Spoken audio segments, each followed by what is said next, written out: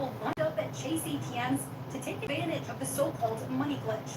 People would deposit checks with large sums, then quickly remove a smaller amount before the check bounced back.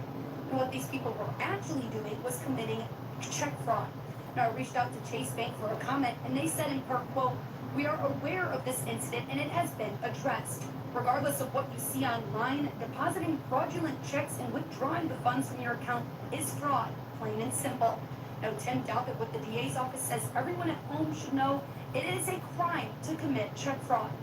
It's not a glitch or a hack for free money. It is free money in the same way that going to Walmart and waiting until the teller is not looking and pulling $100 out of the cash register is free money. You can walk out with it, but you're just stealing, and you're going to get caught and you're going to go to jail. Douthat says these people can face a variety of charges. Now, those charges can range from simple theft all the way to felony theft from a financial institution and even federal level crimes. Now, according to the FBI's latest Internet Crime Complaints Center data, they have already seen a $1.6 billion in loss from January to May of 2024. Now, as we all know, there's been a lot of scams linked with a lot of banks finding out that there's been a lot of cybersecurity attacks, and so much more. And the reason why there's been so many fraud and so many people trying to scam with banks is because a lot of people are struggling. For example, I recently got a call from an Atlanta, Georgia area code, and this random man randomly called me one day saying, "Hey, did you make a $300 charge for this?" "Oh, okay, well, my name is so-and-so, and I work for Chase Bank, and my extension number is 3320001 or whatever. And I want to know, did you verify this? Can you verify this? Did you order this rental car? Okay, well, did you spend $65 at Chevron gas station?" And I'm like, no, and no, as he's reading down the list. Just for him to literally say, "Okay, well, I'm going to send you a link to this number. Is that okay?" I said, "Yeah, sure." He sent me a link just for me to say, "Okay, now click on the link." I click on the link, and he said, "Okay, now do me a favor, and what do you see?" I say, "Okay, well, it says for me to log into my Chase." He said, "Okay, now do me a favor and log into your Chase with that link that I literally just sent." I freeze up and I say, "What is your name one more time?" He says, "My name is Gregory, and my extension number is 2230001. I'm like, "Okay." And he said, "Yeah. And how are you doing on this fine evening?" And I hung up on his ass and automatically knew it was a scam. So y'all gotta be very careful with a lot of these bank scams. Just to sum it up, Chase basically became a victim of cybersecurity scams and all types of crazy stuff. Chase is one of the biggest banks in America. And they unfortunately went through a crazy ass glitch. Now, instead of most of them. Some viewers may find this disturbing. Viewer discretion is advised. Hi, my loves. It's Desmond Choice, and you're watching Choice TV. For today's video, I want to talk about how slow this generation is. Because if y'all didn't know, there's been this new scam going on involving Chase Bank. Now, on the social media app TikTok, videos show people lined up at Chase ATMs to take advantage of the so-called money glitch. People would deposit checks with large sums, then quickly remove a smaller amount before the check bounced back. And what these people were actually doing was committing check fraud. Now, I reached out to Chase Bank for a comment, and they said in part, quote, "We are aware of this incident and it has been addressed. Regardless of what you see online, depositing fraudulent checks and withdrawing the funds from your account is fraud, plain and simple." Now, Tim Dockett with the DA's office says everyone at home should know it is a crime to commit check fraud. It's not a glitch or a hack for free money. It is free money in the same way that going to Walmart and waiting until the teller is not looking and pulling $100 out of the cash register is free money. You can walk out with it, but you're just stealing, and you're going to get caught and you're going to go to jail.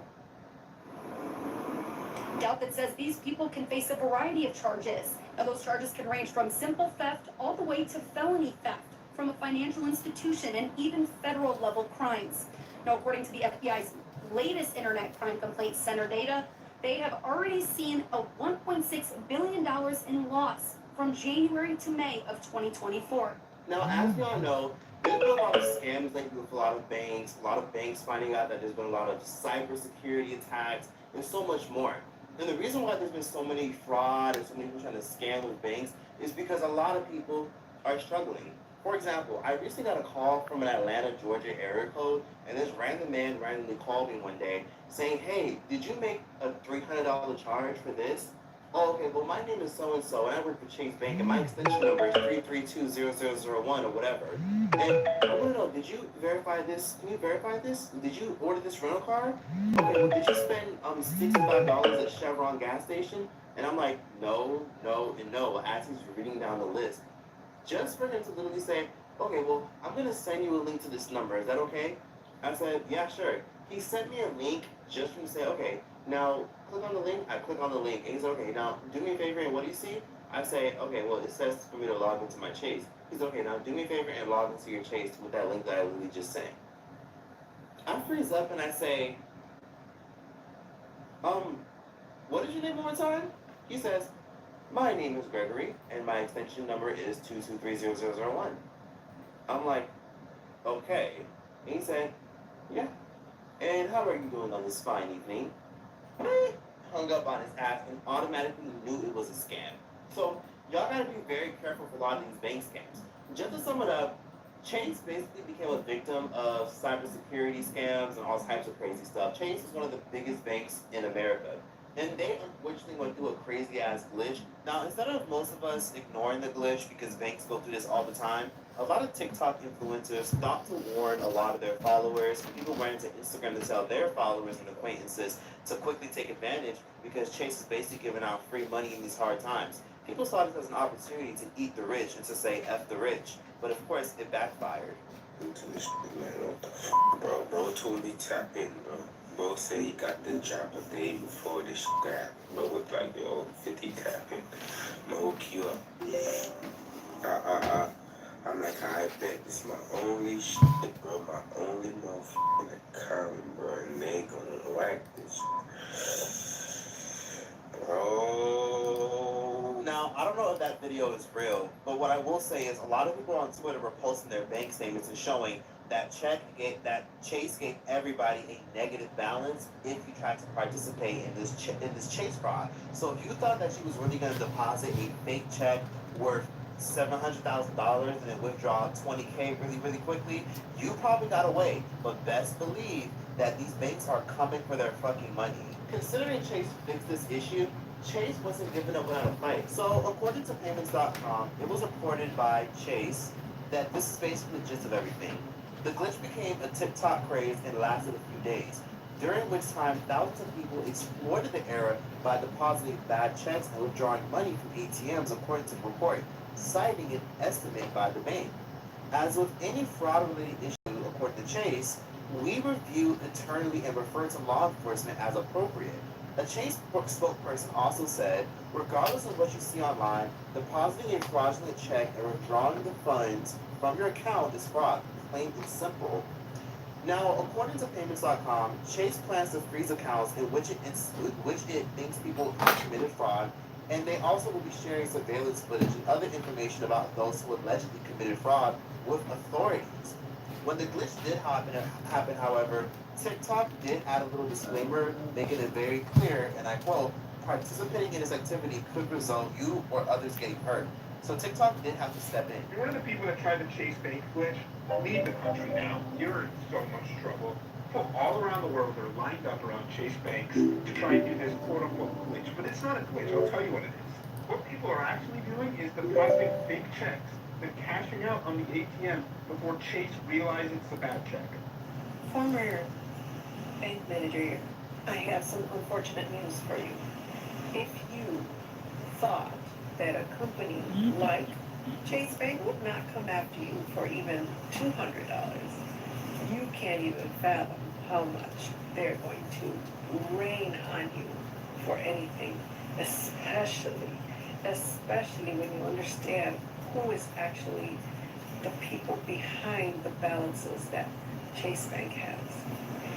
To put it into perspective, Chase Bank holds more balances than some small countries. Do you think that this is a company, remember, this is FDIC insured, so basically, up to a certain point, you're stealing from the US of A. If you think that they're not going to use that power and the technology that comes with it to come after you, and people that may be even close to you are going to feel the slap that's going to come your way. And I'm so sorry that you made these poor choices. Whoever told you this was a good idea, go to their house and slap the fuck out of them, because you done fucked up your life. Go take that money back. Tell them you don't know how this happened, that somebody told you that to go do this, that it wasn't your idea. Give them their fucking money, and maybe they'll leave you alone. Maybe. No guarantees. People don't realize that a lot of these banks, they're not like grocery stores. They're not like these small little chain restaurants that you can just scam or play or screw over and they get away with it. A lot of these banks are federally protected. So when you come for a federally protected company, they're going to throw the book at you. A lot of these people are now going to want to get their bank accounts closed, get their bank accounts frozen, and then a lot of this shit is going to be thrown into collections after they eventually close your bank account. And guess what? When they throw the amount of money you owe in collections, they're then going to go out their way to make sure they sue you and come for that money if you don't pay them that money accordingly.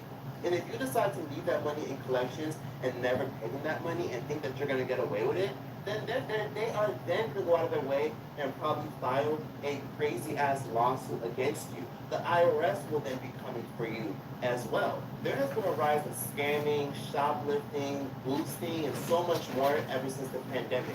People are too scared to find a side hustle, start a business, get a second and third job, and people want to just get fast, instant money.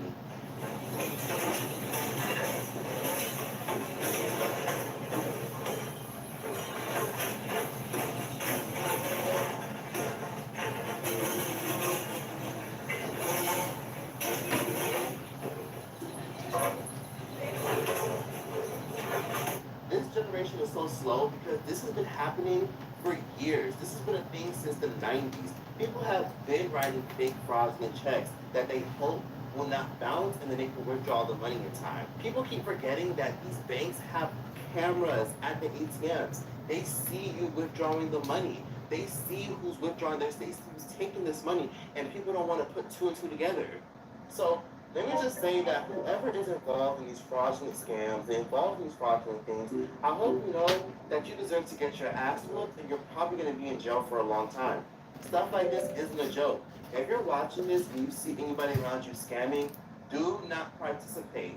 These scams are out of control in Atlanta, New York City, and in California. This will eventually come bite you in the ass. You're always going to be looking over your shoulder, paranoid, and think everyone's out to get you because you're eventually going to be waiting for your karma to come and collect because you cannot do stuff like that. 4 of 5 people accused in a check cashing scheme are now in custody. Police say that the suspects cashed almost $23,000 worth of checks from the Propel Schools Foundation. Each check had a forged signature of the Propel Schools co-founder. Cops say that they have arrested the teen who was caught on camera, they say, with ATMs using counterfeit debit cards. Some viewers may find this disturbing. Viewer discretion is advised. Hi my loves, it's Destin Choice and you're watching Choice TV. For today's video, I want to talk about how slow this generation is because if y'all didn't know, there's been this new scam going on involving Chase Bank. Now, on the social media app TikTok, videos show people lined up at Chase ATMs to take advantage of the so-called money glitch. People would deposit checks with large sums, then quickly remove a smaller amount before the check bounced back. And what these people were actually doing was committing check fraud. Now, I reached out to Chase Bank for a comment, and they said in part, quote, "We are aware of this incident and it has been addressed. Regardless of what you see online, depositing fraudulent checks and withdrawing the funds from your account is fraud, plain and simple." Now, Tim Douthit with the DA's office says everyone at home should know it is a crime to commit check fraud. It's not a glitch or a hack for free money.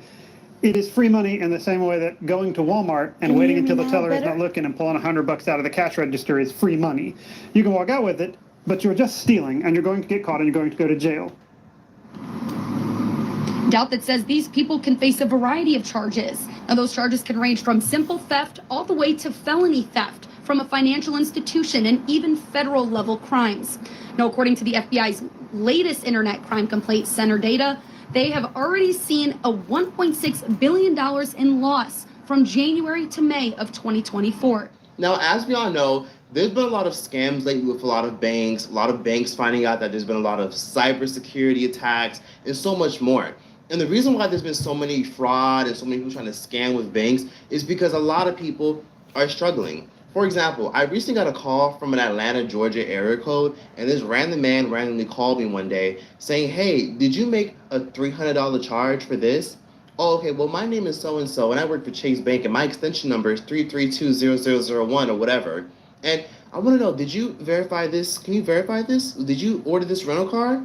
Okay, well, did you spend $65 at Chevron gas station?" And I'm like, no, no, and no, as he's reading down the list.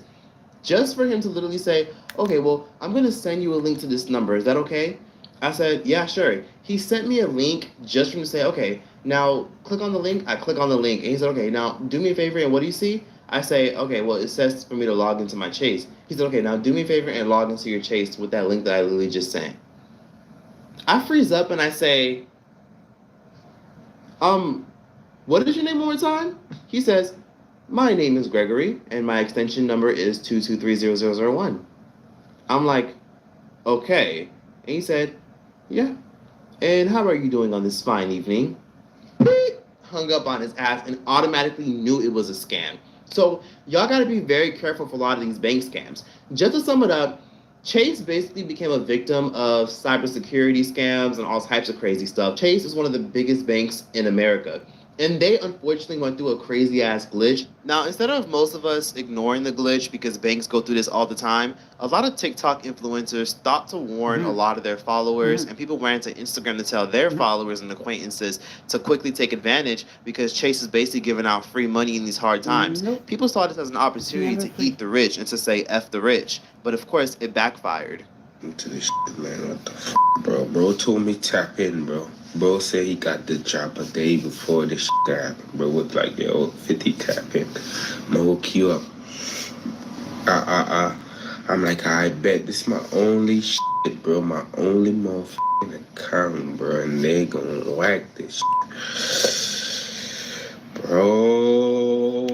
Now, I don't know if that video is real, but what I will say is a lot of people on Twitter were posting their bank statements and showing that Chase gave everybody a negative balance if you tried to participate in this Chase fraud. So if you thought that she was really going to deposit a fake check worth $700,000 and then withdraw $20K really quickly, you probably got away. But best believe that these banks are coming for their fucking money. Considering Chase fixed this issue, Chase wasn't giving up without a fight. So according to payments.com, it was reported by Chase that this is basically the gist of everything.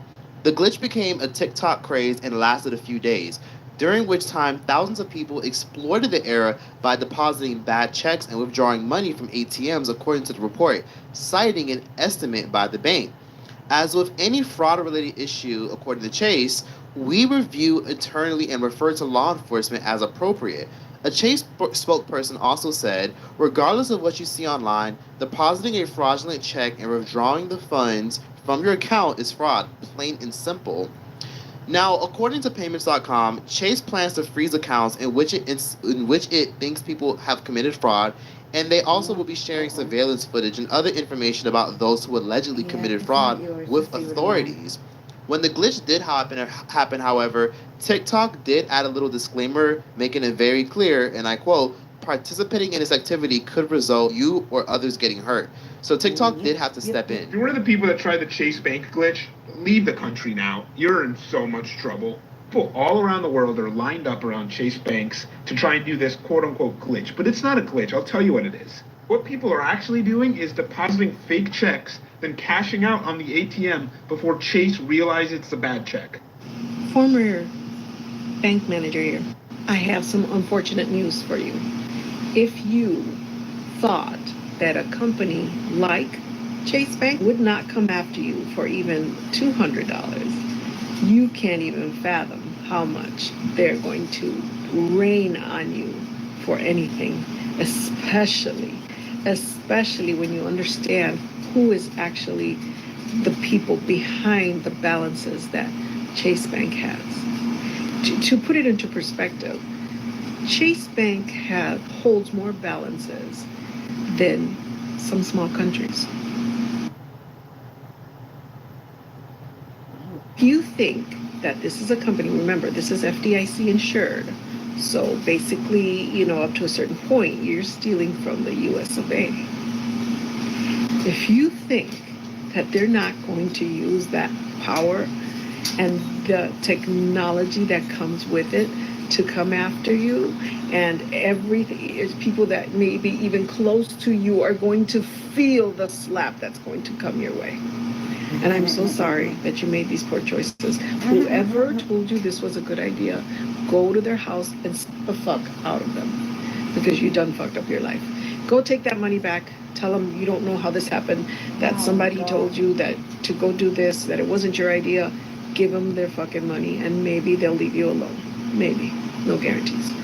People don't realize that a lot of these banks, they're not like grocery stores. They're not like these small little chain restaurants that you can just scam or play or screw over and then get away with it. A lot of these banks are federally protected. So when you come for a federally protected company, they're going to throw the book at you. A lot of these people are now going to, get their bank accounts closed, get their bank accounts frozen, and then a lot of this shit is going to be thrown into collections after they eventually close your bank account. And guess what? Hello? Okay, so you can hear me. Not very loudly, but it's okay.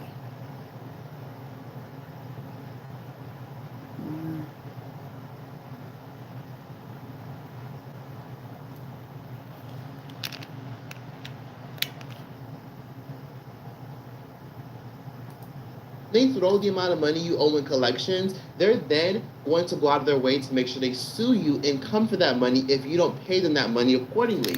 And if you decide to leave that money in collections and never pay them that money and think that you're going to get away with it, then they are then going to go out of their way and probably file a crazy-ass lawsuit against you. The IRS will then be coming for you as well. There has been a rise in scamming, shoplifting, boosting, and so much more ever since the pandemic. People are too scared to find a side hustle, start a business, get a second and third job, and people want to just get fast, instant money.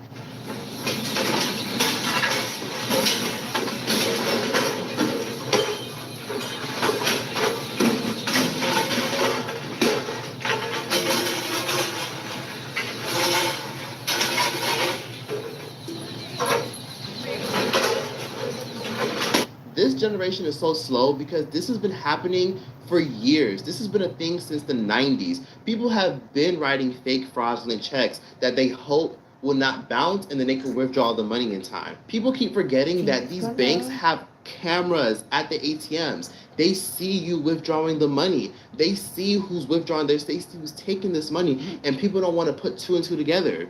So let me just say that whoever is involved in these fraudulent scams, involved in these fraudulent things, I hope you know that you deserve to get your ass whooped and you're probably going to be in jail for a long time.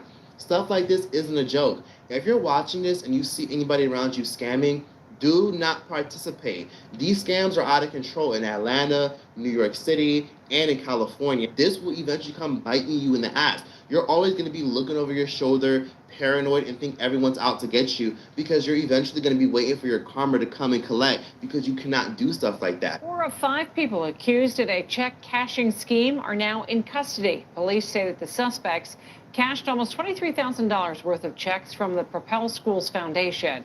Each check had a forged signature of the Propel Schools co-founder. Cops say that they have arrested the teen who was caught on camera, they say, withdrawing money from ATMs using counterfeit debit cards. They say he's part of a skimming scam and his day job may have helped. A teenager now under arrest. Miami Beach police say 19-year-old Manuel Vargas played a major role in a criminal scheme using ATM skimmers to steal thousands of dollars from countless victims. Investigators believe Vargas is one of 3 crooks who was last seen in May entering his victims' PIN numbers at various ATMs across Miami-Dade and Broward counties. Miami Beach detectives say the trio placed a sophisticated skimmer over a standalone ATM inside Mount Sinai Medical Center. When placed over the card reader, the electronic device looks pretty real, making it nearly impossible for customers to detect that it's there. Later, the subjects will go retrieve it and then fraudulently create new debit cards to use. And that's exactly what happened to a Miami Beach man. He asked us not to identify him, but back in August, he told us about how he was taken for $800. I didn't know about it until the following morning. And 400 of it was taken right from the ATM machine on the 7-Eleven. Tonight, Vargas is facing more than a dozen counts of fraud, while his two partners in crime remain on the run. You see these body cam videos going viral on Twitter and on YouTube all the time of these people who try to write fake and faulty checks, and they get away with it. But then eventually, what's going to happen when you get that money? You're going to blow the whole thing because you got it so fast, and you're going to be so eager to spend every single penny. And then eventually, it's going to catch up with you, and people are going to find out that you yourself are scamming. And when you scam people, people do not take shit like that lightly. So I'm really glad that Chase is knuckling down on these people and that these people have an example made out of them. Do not scam people. It will always come back because karma is so real when you try to go out of your way to fuck people over. You go around trying to fuck people over, somebody might kill you or somebody might press charges against you and have you reprehended and put in jail. Scams have been on the rise, and there's even videos on YouTube of people teaching you how to scam, teaching you how to finesse, and teaching you how to get your way. Because we live in a microwave society where people want to get things instantly, quick, and fast. Everybody out here gotta get that cheese, bros. You feel me? It's 2024. You gotta learn how to scam and make you some money, nigga. You don't want to work and not working, make you some money, nigga. Wow. Do something at the crib that's provided for you, not laying down eating Wingstop all day, watching the show. Make you some money, nigga. Do something, nigga. Get you some money. Help your girlfriend, help your baby mom, help your mother. Do something for yourself, my nigga. You feel me? Do that. Nobody wants to go to college. A lot of people don't want to work a 9 to 5. Nobody wants to start at the bottom. And that's the problem. I always have respect for people who work low-end jobs and minimum wage jobs because someone has to do it. And when I see people working these low minimum wage jobs, even if they're at an age where they should probably be doing something else, I always have respect for them because they could be doing so many other things. They could be selling their poom on the streets. They could be doing drugs and selling drugs. They could be scamming people, robbing people, and so much more. And I always respect people who work these low-end jobs because I've worked these low-end jobs. When I was young, short on cash, living paycheck to paycheck, didn't know what I was going to do, I still knew that I'd rather work an honest living rather than trying to finesse and play people. Apply at Payless. Go apply at Papa John's. Go apply at Walmart. Go apply at so many other places that are hiring. McDonald's will hire anybody that's willing to work. If you're struggling and you're low on cash, get a second job, utilize your skills, learn a trade skill, get into construction. There's so many ways to get paid that so many people are so impatient. If you feel like you can't live on your own, get a roommate, get a second, get a third, get a fourth roommate, or go back home living with your parents temporarily until you get back on your feet. This notion of trying to live the fast life and trying to keep up with all these influencers, a lot of y'all don't realize a lot of these influencers and these big name entertainers, a lot of them are in excruciating credit card debt, Klarma, Afterpay. A lot of people are in excruciating $50,000, $80,000, $20,000 credit card debt to try to fund their lifestyle to look good on Instagram, to try to fund their traveling. A lot of these people aren't saving their coins. A lot of these people are running through their money, running through their tax dollars, and then they wonder why. Then you wonder why they're struggling and why they're down bad. Hello, a lot of these people spend so much time scamming, hustling people, making all this fast money to make themselves look good on social media to attract their ideal partner or to attract women and attract hoes, and then it caught up with them. That's a good example. You know, these bank scams have been around forever, and it's a shame that these people keep falling for it and keep trying to go on that path. You remember that scam from back in 2013, 2014, people were waving cash, saying, hey, y'all, if you want to turn 15 cents into $1,500, make sure y'all hit my Cash App and text this number right now and text this phone number and text this person. Let them know what you think. I also want to tell y'all real quick that if you ever see anybody on social media posting money to their ear or waving cash or being like, look at all this money, fast life, fast this, do not give into it because more than likely they're just doing that to attract clients. So people could be like, oh, how'd you make all that money? And then they can attract you and they can get you onto their business venture, or they're trying to flex for the women that they're trying to attract or impress the men that they want the validation from.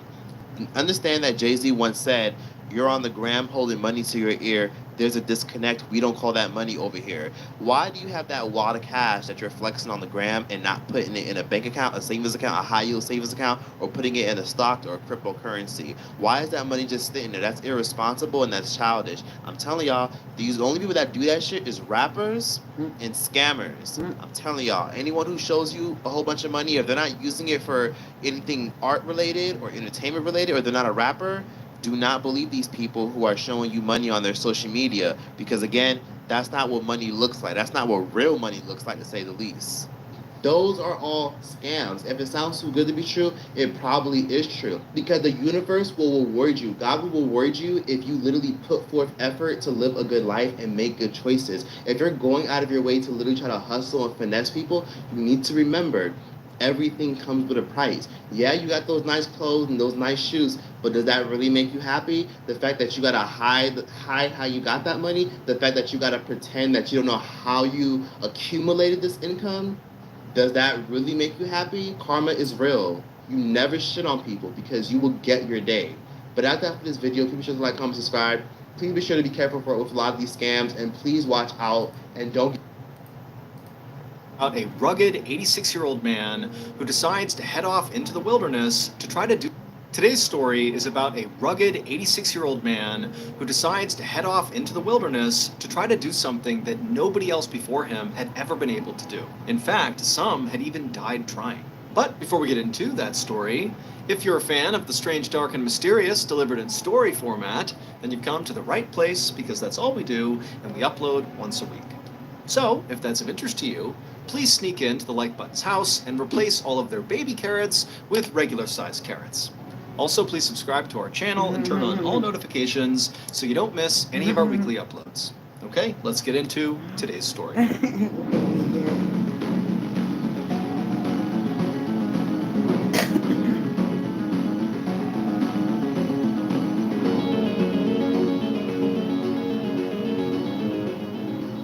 On an early morning in August of 1931, an 86-year-old man carrying a massive backpack limped into a supply store in the tiny town of Alvin, British Columbia, Canada. This man's name was Robert Brown, but everyone knew him as Volcanic, because decades earlier he had discovered a gold mine in Volcanic City, Canada. Volcanic had actually made his living as a gold prospector, and he had been so good at it that he had been able to retire early.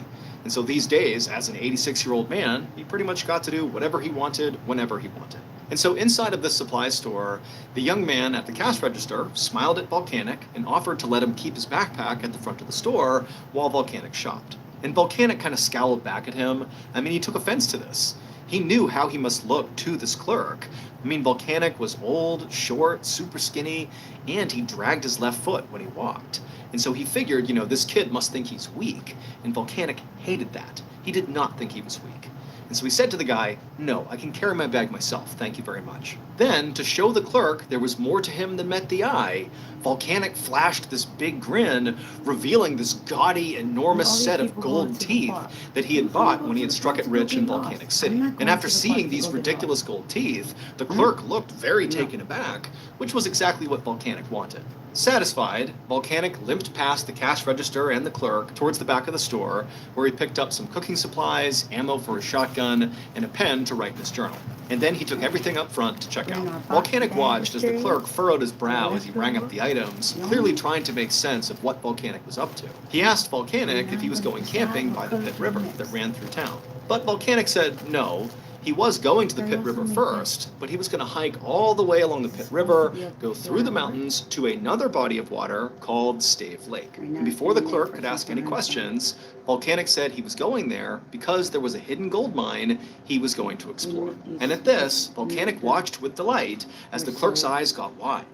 Volcanic knew most people, especially in this area, thought this gold mine was a total myth. And sure enough, when the clerk recovered from his surprise, he said to Volcanic, hey, you really ought to reconsider going there.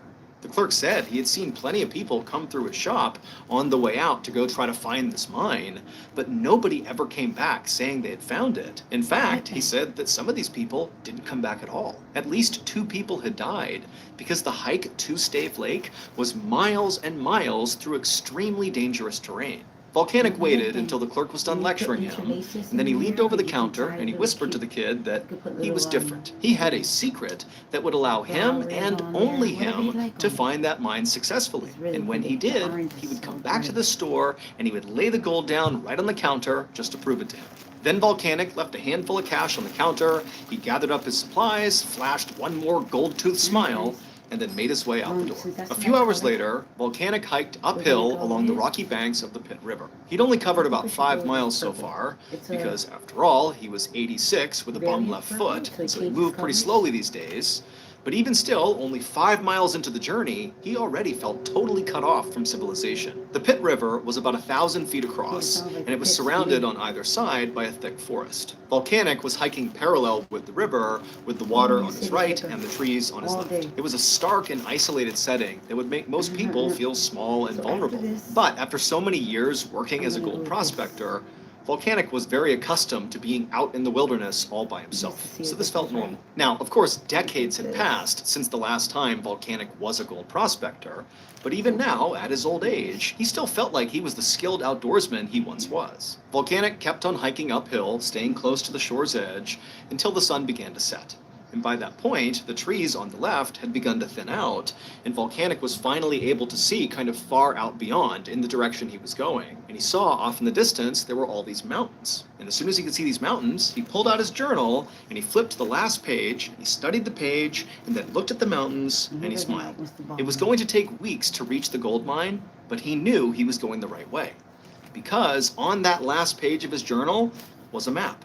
This map was the secret that Volcanic had told the store clerk about. It was the thing that was going to allow Volcanic to reach that gold mine where so many others had not. Volcanic had actually drawn the map himself several years ago.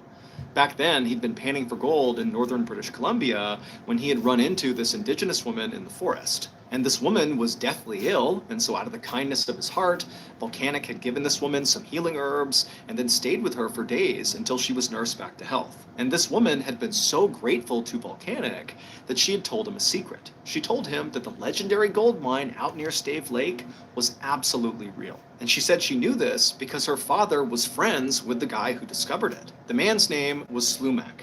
And she said he would go into the wilderness for days at a time, and then when he came back home, he'd come bearing these huge gold nuggets as big as chicken eggs. And not only did this woman tell Volcanic about this mine, she gave him directions to it. And so as she did, Volcanic took notes in his journal and then used those directions to construct the map. However, before Volcanic parted ways with this woman, she gave him a warning. Right before he died, she said Slumac put a curse on the mine. And so now, if anybody tried to reach the mine, the forest itself would stop them.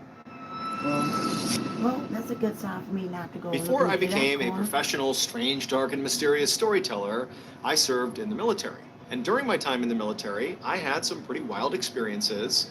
But what I remember most about my time in service was not my own stories, but rather the stories I heard from other service members. Keep in mind, service members are sent to some of the most isolated and treacherous places in the world that very few people go to. And so some of the stories that come out of those places are totally creepy and weird. And even more than that, a lot of these stories sort of stay in-house. They stay in the military just because it's kind of a cultural thing. You know, people don't necessarily want to go out and tell the world about the totally unsettling and inexplicable thing they saw while they were deployed. It's like people might think they were crazy, but there's lots of stories like that. And so if hearing some of those crazy military stories appeals to you, well, boy, do I have a podcast for you.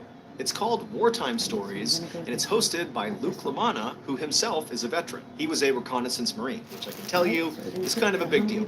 And so because he has access and placement, he's been able to extract some of these stories from the military, and he shares them on the show. And if you wanted to kind of generalize the types of stories you're going to hear on this podcast, it's like the strange, dark, and mysterious meets the battlefield and beyond. The Wartime Stories podcast is free, and it's available on any podcast platform. So all you have to do is, go to your favorite platform and look. All right. Anyway, next to this, I hate commercials. And so now, standing in a clearing beside the Pitt River, Volcanic thought back to that warning. He wasn't afraid of what she said, but just to be safe, He figured he would spend as little time as possible in the forest, and any time he needed to pitch his tent along this journey to the mine, he would do so as far away from the tree line as he could. This was actually Volcanic's second attempt at trying to reach this gold mine.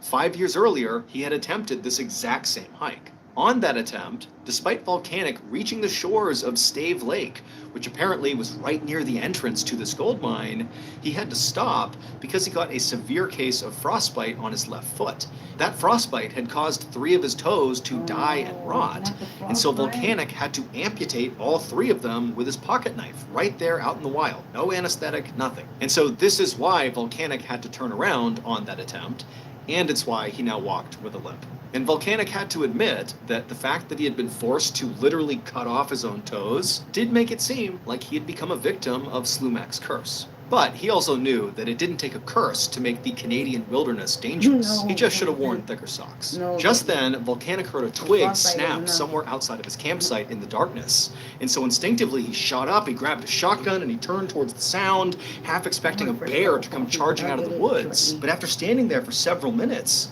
nothing came out of the forest, and eventually all Volcanic could hear was the gentle sound of his fire and the river. The forest was totally still. As his heartbeat slowed down, Volcanic told himself that, the sound he heard must have just been a rabbit running through the forest, nothing to worry about. And so he lowered his gun and steadied his breathing, and he looked at his fire and he gave half a thought to just leaving his campfire burning, just in case he heard something else, he'd have some light to go out and see what it was. But he thought he was being kind of paranoid, and so he grabbed some water and put out the fire, engulfing him in darkness, and then he climbed into his tent and fell asleep. The next morning, Volcanic got up at sunrise, packed up his tent and his camping gear, and then hiked all day long.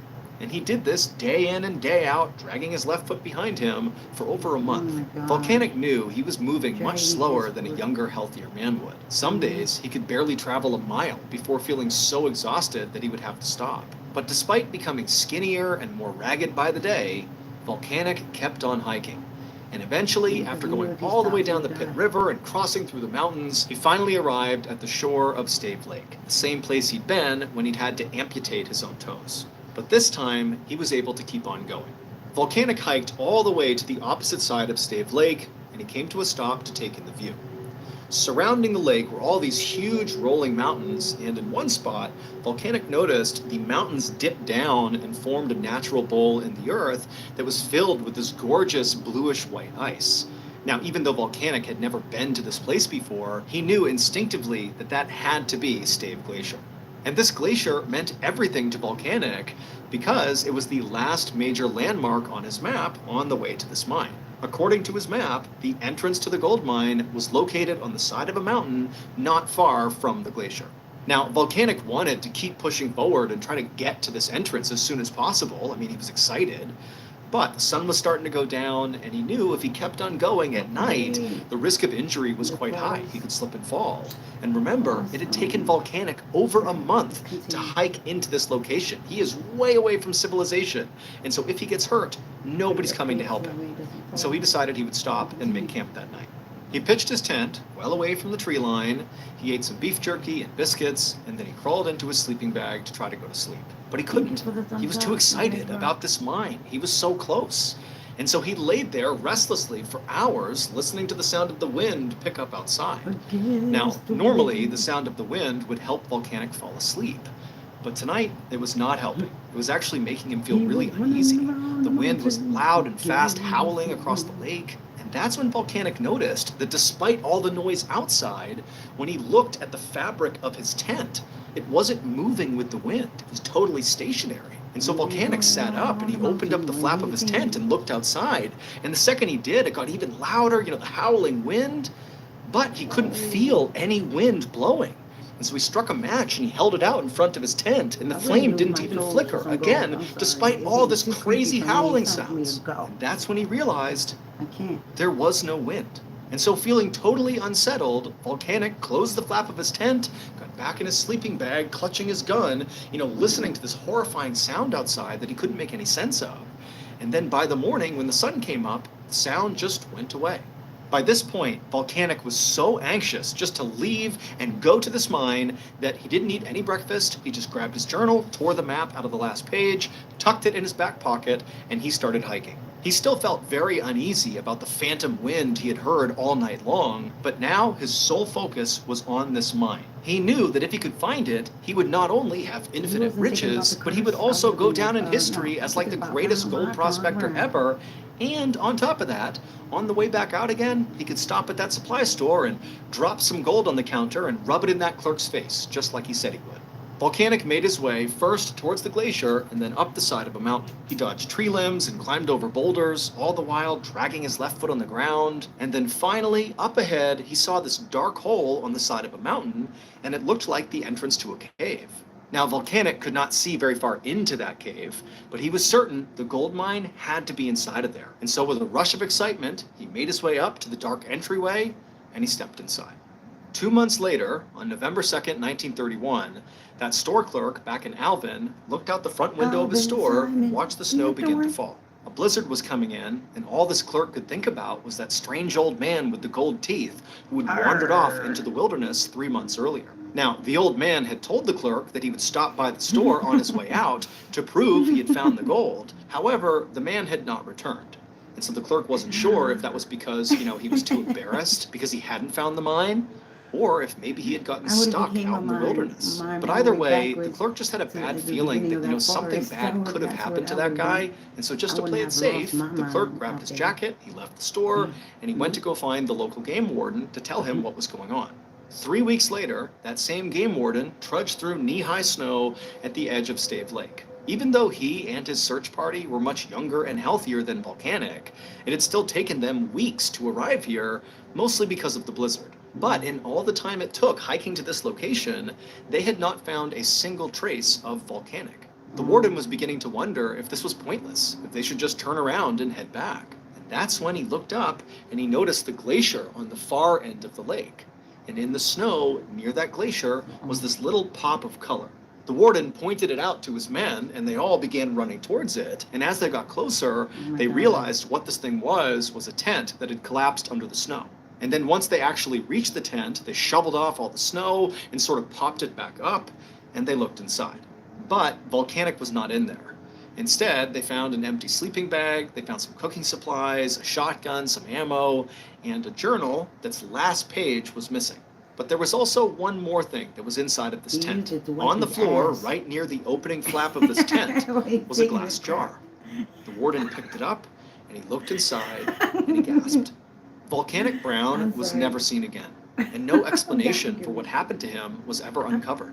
His body was never found, and there were no signs of struggle anywhere in or near his campsite. But the contents of that glass jar that was found inside of the tent proved that either Slumac's gold mine or Slumac's curse was real.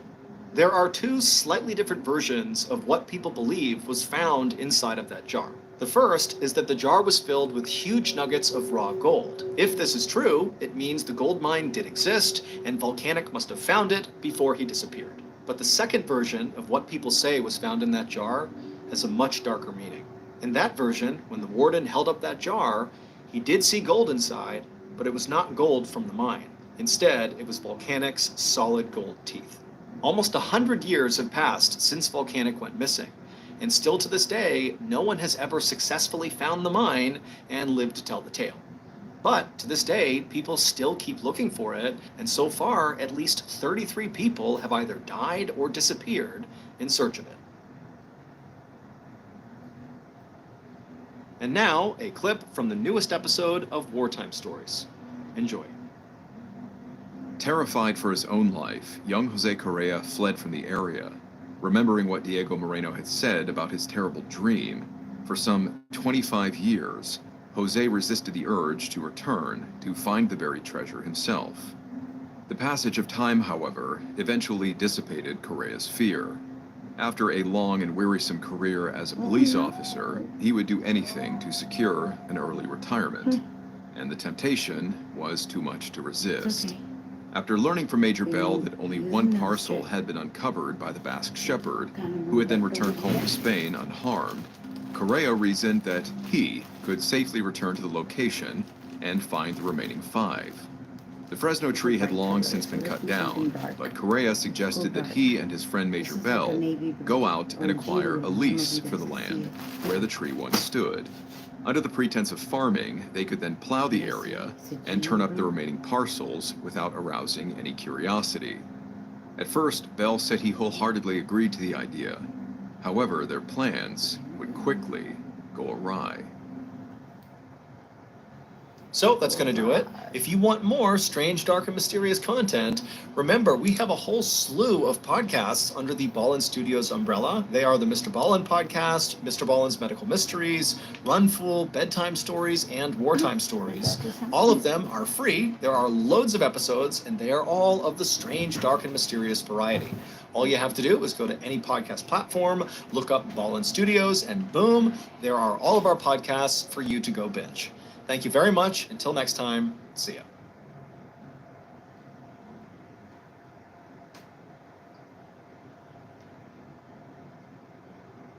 Today, we have a really cool video for you guys. It'll be a collection of 4 stories that are all fan favorites, and they all share a theme: camping horror stories. These stories have all been totally re-edited, so even if you've seen them before, it's going to feel new and improved. That was the whole point of doing this. We wanted this to feel like a brand new viewing experience.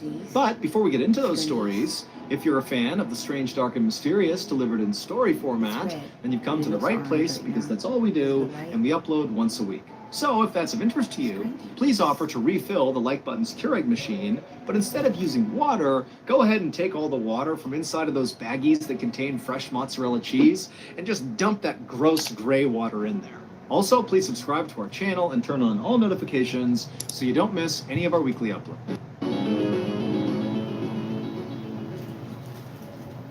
In April of 2020, a 17-year-old named Sam, who was an avid outdoorsman, decided to go on a one-night hike in the Superstition Mountains in Arizona. The mountain's name has a bunch of supposed origins, but the one that's generally accepted is people are afraid of the Superstition Mountains because of all the mysterious deaths that have occurred there. And so because people would avoid these mountains in fear of mysterious death, it became these superstitious mountains. But Sam was not superstitious and regularly came out here to go hiking, in particular on this 8-mile loop that went through a canyon. And so this one night overnight he planned on doing was going to be on that 8-mile loop where he'd do 4 miles in, camp out, and then 4 miles back. And he planned to do it with a friend, but his friend at the last minute canceled, and so Sam teetered on not even doing it, but ultimately decided, okay, I'll just do it by myself because I'm very familiar with this area. On the day he was supposed to go do this hike, he had planned on getting there early in the day to have maximum lighting, but due to some unforeseen circumstances and traffic and bad road conditions, he didn't get to the trailhead until 5:45 p.m. that night. Sam knew it was a bad idea to start this hike so late because he was going to run out of daylight.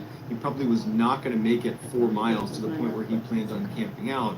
But he figured with his good health and fitness, he could probably quickly make his way to the 2 or even 3 mile mark, and there were some suitable campsites there. And so he decided he would kind of risk it and just try to go as fast as he could and use the daylight he had to reach a suitable campsite. But he wasn't able to move as fast as he thought he could, and soon the sun was down and it's totally dark, and he's got his flashlight, but that only is able to shine like 10 feet in front of him. And then at one point he nearly falls off of this rock, and he knows had he fallen, he would have gotten really badly hurt, and he's 15 miles away from the nearest help, and he's in a bad cell phone service area, and the roads getting out here are treacherous. No one knows exactly where he is, and it dawns on him that you've made a pretty bad choice, and you should stop right now and make camp here and not try to risk it any further. And so as it happened, where he was, there was this forest right nearby, and he could see there was a clearing about 30 feet off the path when he shined his light.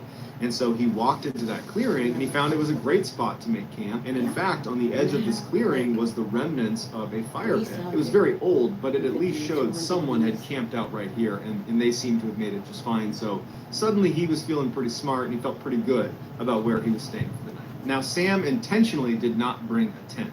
He liked to sleep on a sleeping pad with a sleeping bag over that, and then he would string up a tarp over the top of him in case it rained. And since this clearing was surrounded by a bunch of pine trees, he was able to string up his tarp over the top, and it was perfect. And pretty soon he had a fire going, and then he cracked open a can of beans, and he began eating his dinner. And as he was eating, he started to get a sense that something was off, something was not right. He began scanning the tree line as if he was going to find something out of the ordinary, but his visibility was incredibly limited because he was sitting right up against a fire. And if you've ever sat next to a fire in a dark forest, your visibility is like 5 feet. in a circle around the fire. You really cannot see beyond that. And his vision was also limited by all the pine trees that encircled his clearing. So he really could only see what was immediately around him, nothing else. And he starts thinking, that's gotta be it. Maybe I'm just nervous because I have no visibility. But as he's rationalizing this kind of bad gut feeling, a rock the size of a marble comes soaring into the campsite and lands at his feet. And he looks down at the rock, and immediately he connects that to that sense of dread he had. And he's looking around a little more aggressively now, but again, his vision is very, very limited. And so for the next 15 minutes, Sam is really aggressively scanning the tree line and listening really intently, and he doesn't hear anything, he doesn't see any more rocks get thrown. And so he begins to rationalize and convince himself that there's nothing wrong here. That feeling I have, oh, don't worry about that. He starts telling himself, you know, I must have kicked a rock. That's what it is. Or maybe a rock fell off a tree. But either way, it's something totally explainable and you got nothing to worry about. And after a little while, he convinced himself and he got into his sleeping bag under his tarp and he went to sleep. A couple of hours later, Sam wakes up and he has that same sense of dread, and now it's back with a vengeance. And he can't hear anything, he can't see anything, but he's definitely feeling like something is wrong. And at that moment, as he's listening really intently and looking really carefully, he hears the sound of rustling leaves. It sounds like someone walking through leaves about 30 or 40 meters away from his campsite. And initially, he can't tell if this person or animal is walking towards his campsite or away, but over the next 30 seconds or so, the sounds start to fade, and he convinces himself that, okay, they've left and everything's fine. But just in case, he wanted to grab his flashlight and shine it in that direction, and so he reaches next to him where he had left it when he had gone to bed a couple hours earlier, and he can't find his flashlight. He's looking around for it, and he can't find it, and he's like, man, that's weird. I had it right here, right next to my body, and it's not here anymore. And that's when the alarm bells start going off in his head, because the only way this flashlight moves is if he moves it. And if it's not here, how did it move? And so he jumps out of his sleeping bag, he ducks out from under the tarp, and he's looking around on the ground in the immediate vicinity of where he was sleeping to find this flashlight. And as he's looking, out of the corner of his eye, he sees some light. And he turns his head, and in the same direction that he had heard those footsteps, those rustling leaves, when he was still laying down, he sees his flashlight laying on the ground about 10 meters away, which means someone or something had been less than a foot away from him to get this flashlight that was right next to him while he was fast asleep and totally helpless, and had moved it all the way over there. And immediately, Sam thinks to himself, that's a trap. They are trying to lure me away from my campsite. Suddenly, he felt so scared he wanted to vomit, but he knew in order to survive this situation, he needed to keep his wits about him. So he puts his boots on and he grabs his knife, and he knows he's not leaving this campsite. In fact, he's going to build the biggest fire he can. He's going to stoke that fire as big as he can get it, and he's not going to go anywhere near that flashlight. For the next several hours, Sam just stood in the middle of his campsite holding his knife, preparing to confront whatever the heck is out in the woods. And over those several hours, he would hear footsteps approach his campsite, turn around, and leave. Every time the fire got lower, he noticed they would come closer and closer and closer, and when he would stoke the fire, they wouldn't come as close. But at about 3 a.m., he ran out of firewood. So unless he went into the woods to get more, he'd be out. And he's certainly not going into the woods. That's the whole point, is to avoid the woods where this thing is. And so as the fire died down, Sam prepared himself mentally for whatever happened next, because he knew that with that fire gone, this thing was comfortable coming all the way in, coming all the way up right next to him to get the flashlight. And so finally, he hears the footsteps approaching. And before this, the closest they had come was maybe about 15 meters away. They were far enough away it didn't feel intimate. It was terrifying, but he had some distance. This time, they walk right up to about 3 meters away, but they intentionally come behind the thickest group of trees, so he can't see them. And it's still dark outside, and he's in that bubble of light near the fire, so he's blind to whatever's on the other side of those trees. But he knows they're there, and they've stopped. And for 2 hours, this poor kid is standing in the middle of this campsite, facing in the direction of whatever is behind the trees. Probably his imagination is going crazy at this point with what could be behind those trees, just waiting for whatever happened next. But ultimately, the only thing that would happen is the sun would eventually come up, and right before it actually popped over the horizon, this thing on the other side finally moved. It turned around and ran away, and it did not come back.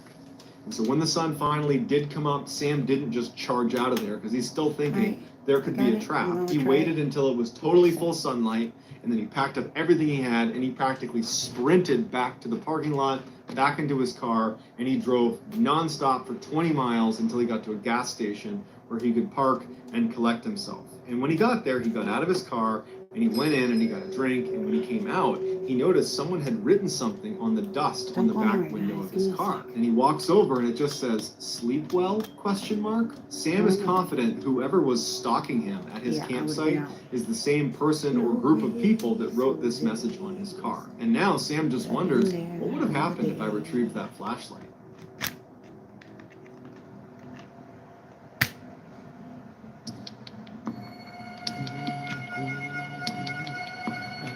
In 1982, a very outdoorsy teenage girl and boy who had recently started dating decided to go camping in Maine. Around 1 a.m. on the first night they were there, the girl wakes up because she has to go to the bathroom, and she's about to unzip her tent when she stops because she hears some strange noises coming from outside their tent. It wasn't that loud, but it sounded distinctly like something was digging in the ground. But she really had to go, and she figured, you know what, it's probably just some small animal or something.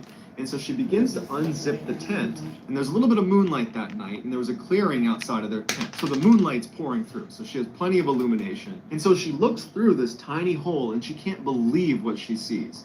It is a grown woman squatting down about 2 or 3 feet away from their tent.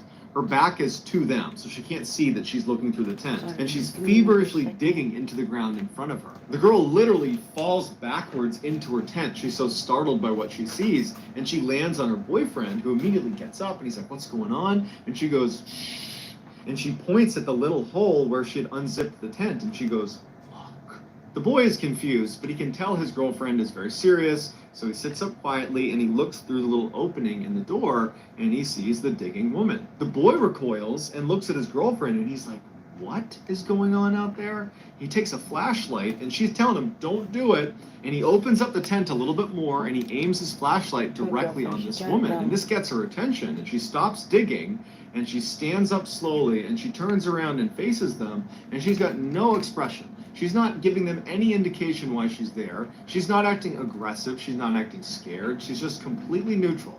And she stands there staring at them for quite a while before turning around and just walking away from their campsite. And after a little while, when they were pretty certain she was gone, they open their tent all the way, they go outside, they kind of scan around with their flashlights, and she's nowhere to be found, and they go to where she was digging, and it's just this weird 4-inch deep hole in the ground. There's no rhyme or reason to why she was doing that. And so after sitting there wondering what they should do, they settled on, well, tomorrow we'll tell the park rangers that she was here, and maybe they'll do something about it. And so feeling pretty confident that this woman's not going to come back, they both go back into the tent, they zip it shut, get in their sleeping bags, and they're about to go to sleep when they hear someone running towards their campsite. And they know it's this woman. They immediately unzip the tent and they look out, and now the woman's not digging anymore. She's rummaging through some of their stuff that's outside of their tent. And the way she's doing it, they described as monkey-like. She'd pick something up, look at it, and throw it over her head. She'd pick the next thing up, throw it over her head. Back and forth, just throwing things behind her. And so the boy gets out and he shines a light on her and goes, "You need to leave."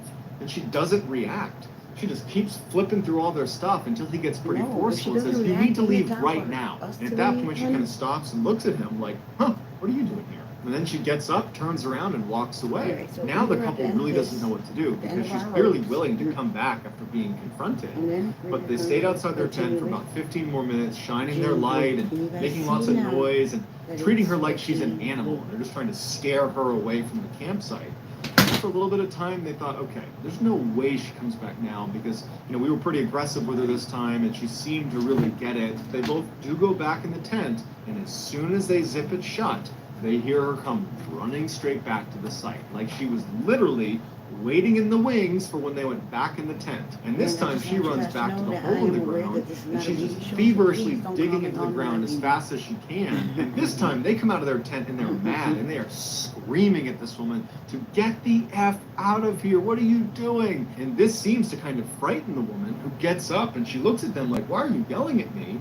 And she runs away, and it looked almost animalistic the way she was running away, like she was feral. The boy and the girl are totally shaken up at this point. It's about 1:30 1:30 in the morning, and this woman just keeps coming back to their site, and they don't know what to do about it, so they turn on some lanterns, and they turn on their flashlights, and they decide, we're just going to stay outside until the morning. That way we know she doesn't come back and doesn't steal anything from us. But by about 3:30 in the morning, they've been outside for 2 hours, they're getting cold, they're super tired, the woman's nowhere to be found, and so they finally say, you want to go back in and get some sleep?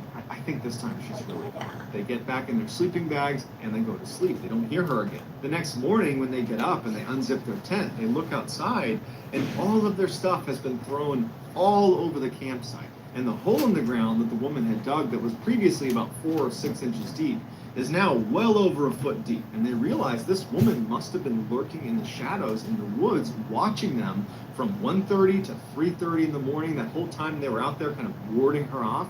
She was just waiting, just watching them the whole time in the shadows. And as soon as they went into their tent, she must have given it a little bit of time, but then she ran right back over and she ransacked their site. But the strangest thing was, after they looked through all of the stuff she had chucked around, nothing was missing. And there was some pretty expensive stuff that was laying out that she could have taken, but didn't. After they picked up their site, they went to the park ranger and they told them about what had happened, but the ranger has no idea what to make of it. He's never heard of such a thing. And so the couple just leaves that day because they're not about to spend another night here. And to this day, they have no idea why this woman was running onto their site and digging into the ground and rummaging through their stuff.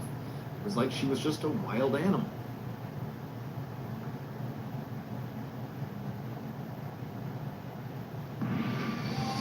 Oh, what is it you're holding? A cookie? You were chosen to become something more than you already are. I am every opponent you've ever faced.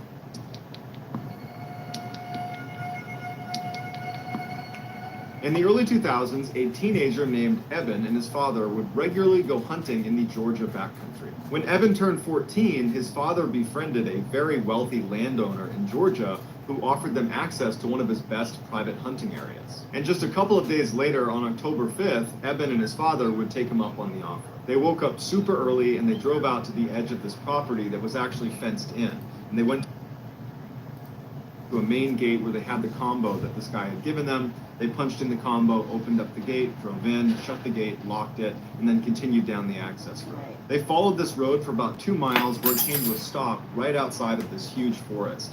They parked their truck, they got out, they put on their gear, and in the pre-morning darkness began hiking into the woods. Even though they were there primarily to hunt, Eben and his father secretly enjoyed just hiking around the woods and camping out, and any chance they got to extend their hunting trips, they would, even if the hunting wasn't good. And so since they spent a ton of time in the woods together, they noticed almost immediately when they walked into this particular forest that something was off. There's no birds, there's no animals, silence. It's just totally silent. The only sounds they heard that were not them was a single plane that passed overhead. Although they found this very odd, they figured, you know what, this is private property, not a lot of people are out here. I'm sure as soon as we showed up, the animals were aware of us and they've scattered. They finally make it out to the hunting stand that the owner had told them about. They get all settled in, they're getting ready to see some animals, and all day long, they don't see a single animal. They don't hear a single animal. In fact, again, it is just completely silent. Frustrated, they began packing up their stuff, making their way down off the stand, and they started looking for a place to make camp for the night. And Eben's father suggested, well, hey, you know, there's obviously nothing over here. It's been quiet all day. Why don't we walk deeper into the woods a little ways, set up camp there, so tomorrow we have a better chance of seeing some animals. So they hiked for about an hour farther away from where they parked their truck, and they reached this clearing, which is perfect for setting up their camp. And so they set up their tent, and Eben's father says, hey, you know, we still have some daylight. Do you want to go try our luck and see if we can see some animals out here now? Eben's like, yeah, why not? So they hike a little ways away from their campsite, and they set up their blind, and once again, they don't see any animals. It's totally quiet. And so they turn around and they start heading back. As soon as they could see their campsite, which really was just their tent, they noticed that their tent was now collapsed. And Eben's father turns to him and says, oh, it must have been the wind. And Eben says, no, it couldn't have been the wind, because all day today we have been commenting on how quiet it is and how the fact that there's no weather, no wind, no anything is heightening the fact that it's completely silent. So it could not have been wind. So Eben's father is like, well, when you set the tent up, did you not put the posts into the eyelets? Did you not build it correctly? And Eben's like, no, I've made that tent like 1,000 times. I know it was set up correctly. They walk into their campsite and they look down at their tent and they're really confused at what they see. The 2 rods that go in an X over the top of the tent that thread through nylon loops and then anchor at 4 different points on the base of the tent, well, they had been removed from the 4 corners. And if you know how a tent works, it works on tension. And once you have a rod anchored in 2 points, it doesn't just pop out. It's anchored at 2 sides. It's actually difficult to remove each anchor. Once one is out, the other comes out easily.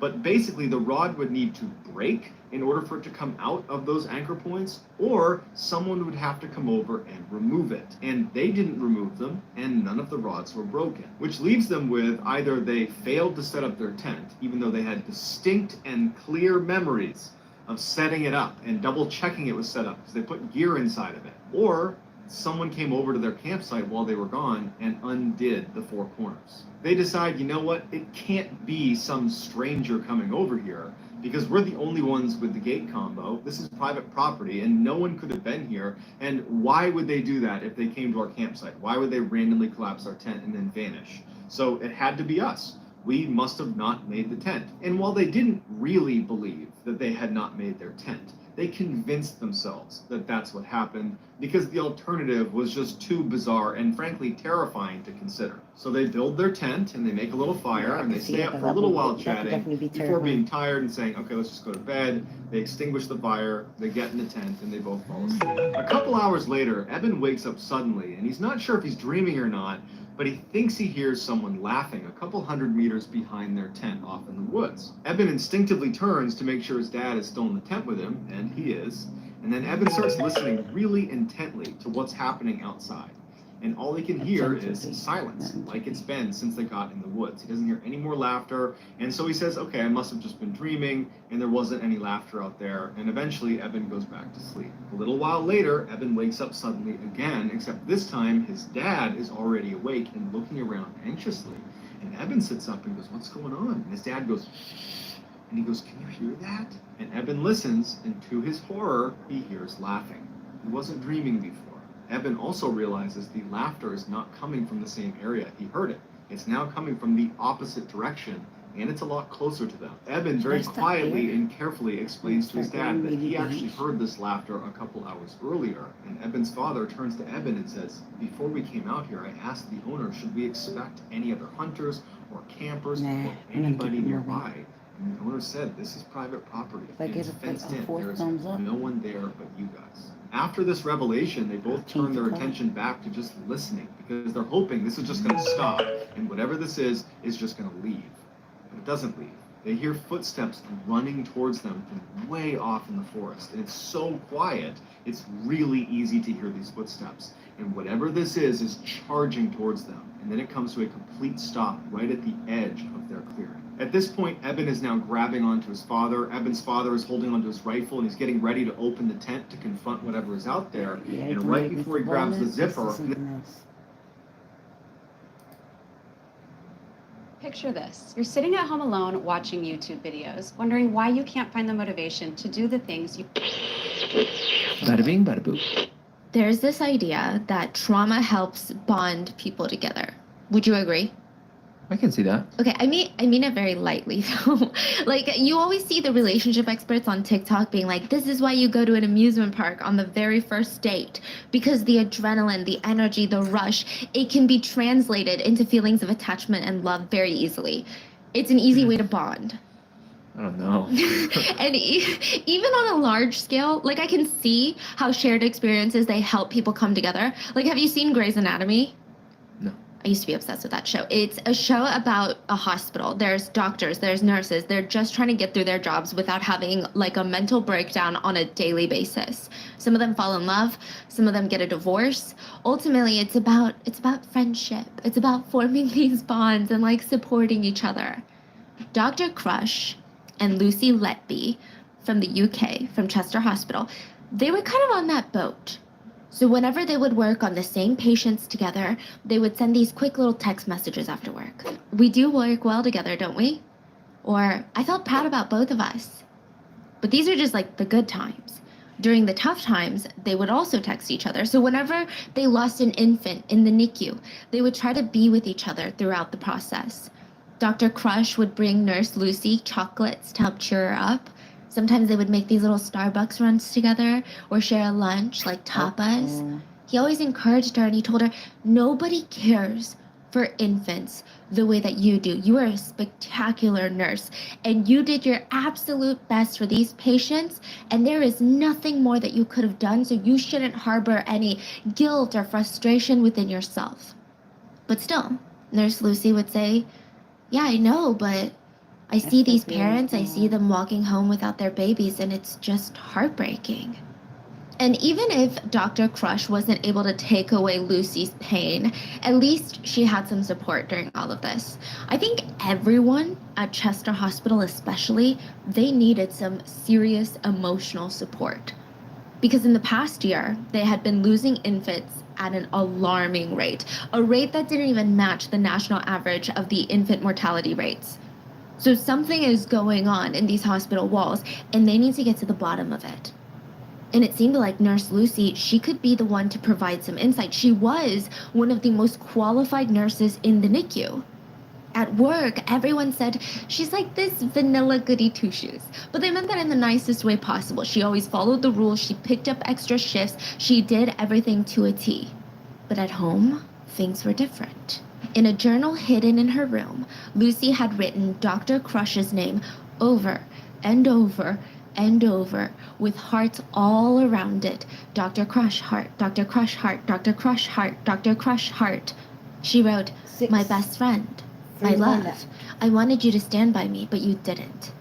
Love, I trusted you with everything. One day, I won't even think of you. I'm a failure though. Broken-hearted, killing me softly. And down the hall in Lucy's home, if you opened up one of the bedroom doors, there was a bedroom decorated as a nursery with giraffes all over the walls. But the thing is, Lucy didn't have a child. She wasn't even planning on having a child. There was no other man in her life other than Dr. Crush. But Dr. Crush was already married.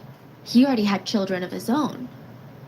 So she has a nursery in the house. Yeah, with no plans of having a child anytime soon. It's very odd, but that's not even the most curious thing about Lucy. Well, we have a nursery at home. Okay, for my niece, that's not even the most curious thing though. Okay, so that maybe we can explain away. But there was another sticky note found in Lucy's house that read, I am evil. I did this. There are no words. I'm an awful person. I pay every day for it. I can't breathe. I can't focus. I killed them on purpose because I'm not good enough for them.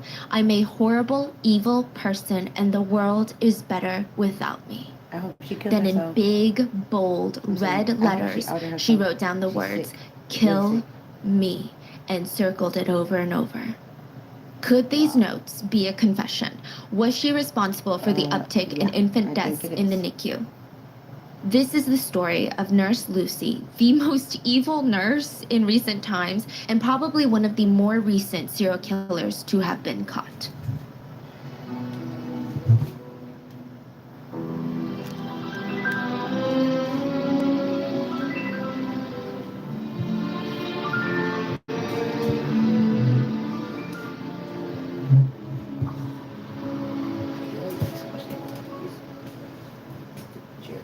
As always, full show notes are available at rottenmangopodcast.com. This case has been highly requested, and I wanted to wait till the trial was over to provide you with kind of a bit of a more complete story. I mean, this case went absolutely viral on most platforms recently because, and this is my personal opinion, I think it's crazy. I mean, there's no light way to put it. I think people were just having a very hard time understanding why someone would do something like this. And I don't think that the trial really answered any of those questions. So people are left with this feeling of like, what happened and how and why, and like, nothing feels like closure. Quick side note, the victims' families have requested that they and the names of their children be kept anonymous. So the victims are often referred to in court documents as baby A, B, C, and so on and so forth, all the way to baby Q. There's Baby Q, that's, whoa. There's a lot of victims in this case. And I'm gonna use the name that begins with the letter so it's easier for you to track, and we will be using random pseudonyms for the parents and family to respect their privacy. There are also other nurses and doctors at this hospital whose names are available online, but as a precaution, I'm just going to be shortening their names just in case they don't want their full names in the full episode. But you can find their names online rather easily. So, with that being said, let's get into it. Nurse Lucy worked in the neonatal NICU unit at Chester Hospital, and I'm gonna try to put it nicely for Nurse Lucy, but she could be a bit much. She could be a lot to handle for some of the other nurses. To me, at least, from what we could dig up from the internet, she gives off very strong brown noser vibes. She would be the type to do everything that she was asked to do and then try to do your job too. Which, okay, fine, it sounds kind of like a joy to be around, right? But a lot of the times it's just straight up agitating. Oh, there goes perfect Nurse Lucy, the most qualified nurse in the NICU, sticking her head in everybody's business. Like, imagine you're changing a patient's diaper, right? She pops her head in. Did you change the diaper? Don't forget to check. I'm changing the diaper. Like, what? I'm doing it. You can visually see that I'm doing it right now. That's kind of the vibe she gives off. Just checking in on everybody's patients.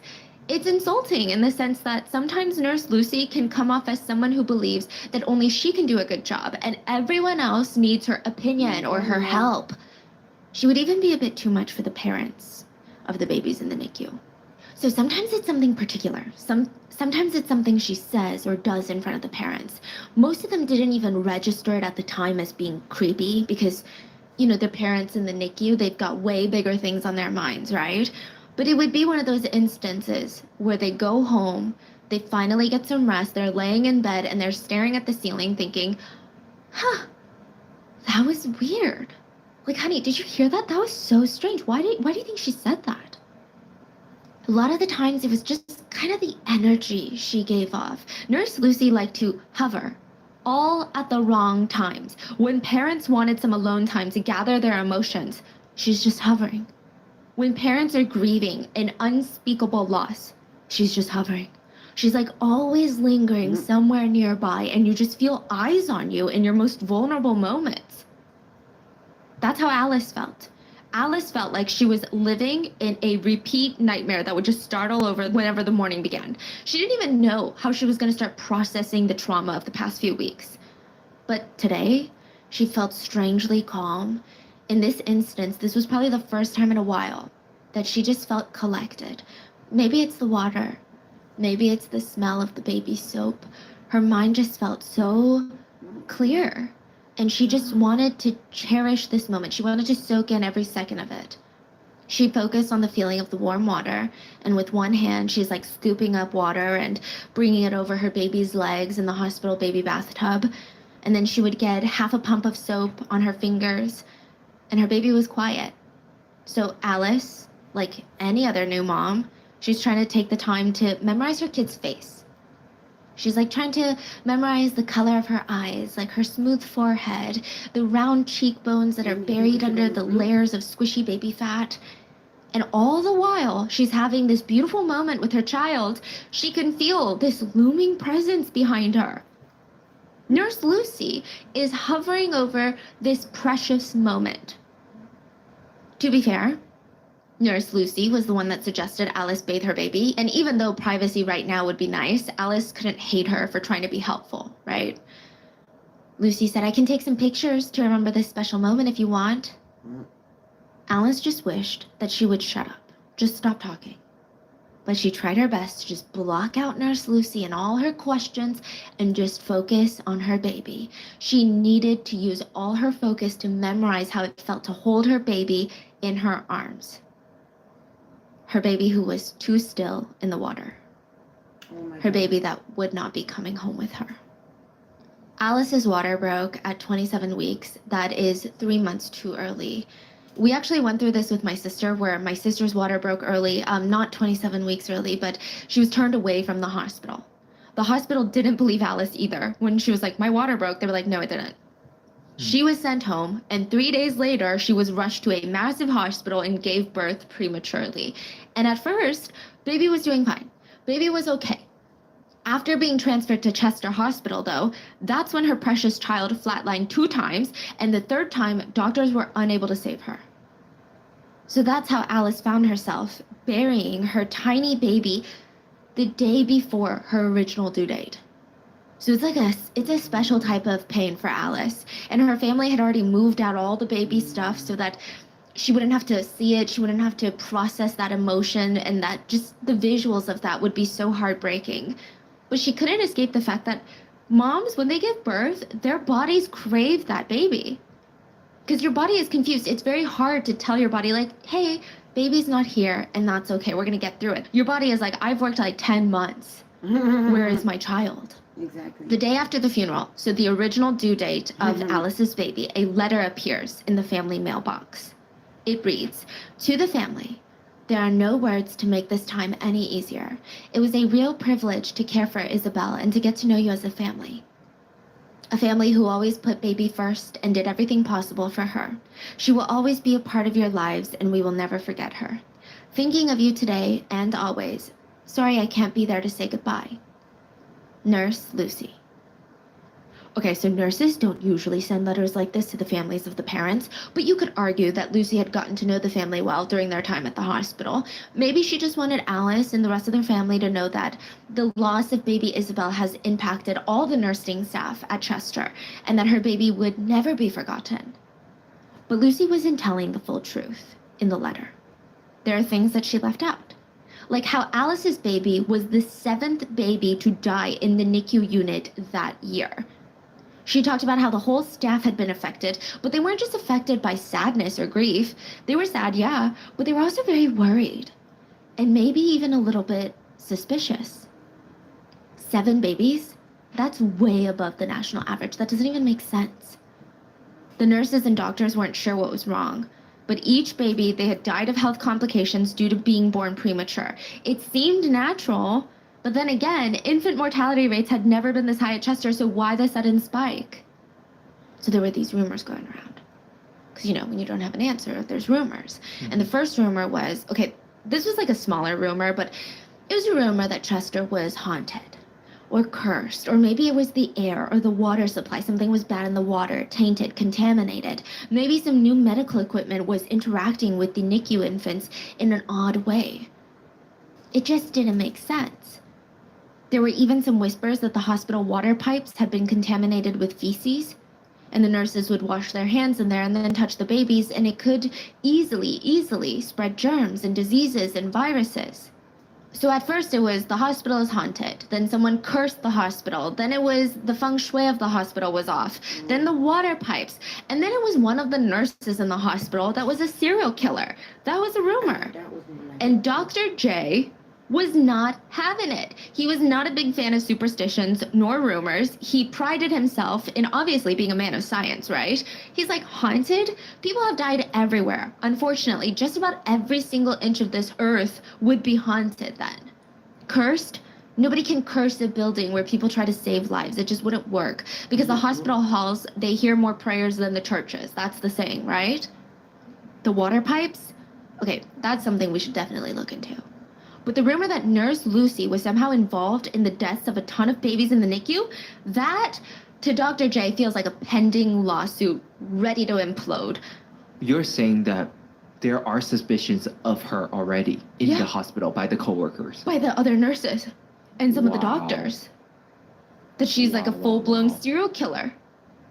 And Dr. J is like, that literally doesn't make sense. He's like, the hospital doctors, the managers, you can't just go around whispering to each other about how she might be involved and try to ruin her career and reputation without any concrete evidence. That is a ticking defamation lawsuit. That is an employer lawsuit waiting to happen. That's what he thought. Until one day, he's walking by the NICU hallway on the way back to his office when he heard the alarms just blaring. A baby is coding. But after 1 or 2 seconds, the alarm stops going off. He still makes that immediate detour into the NICU, and he sees the baby in the clear plastic box wriggling around, and he sees Lucy Letby.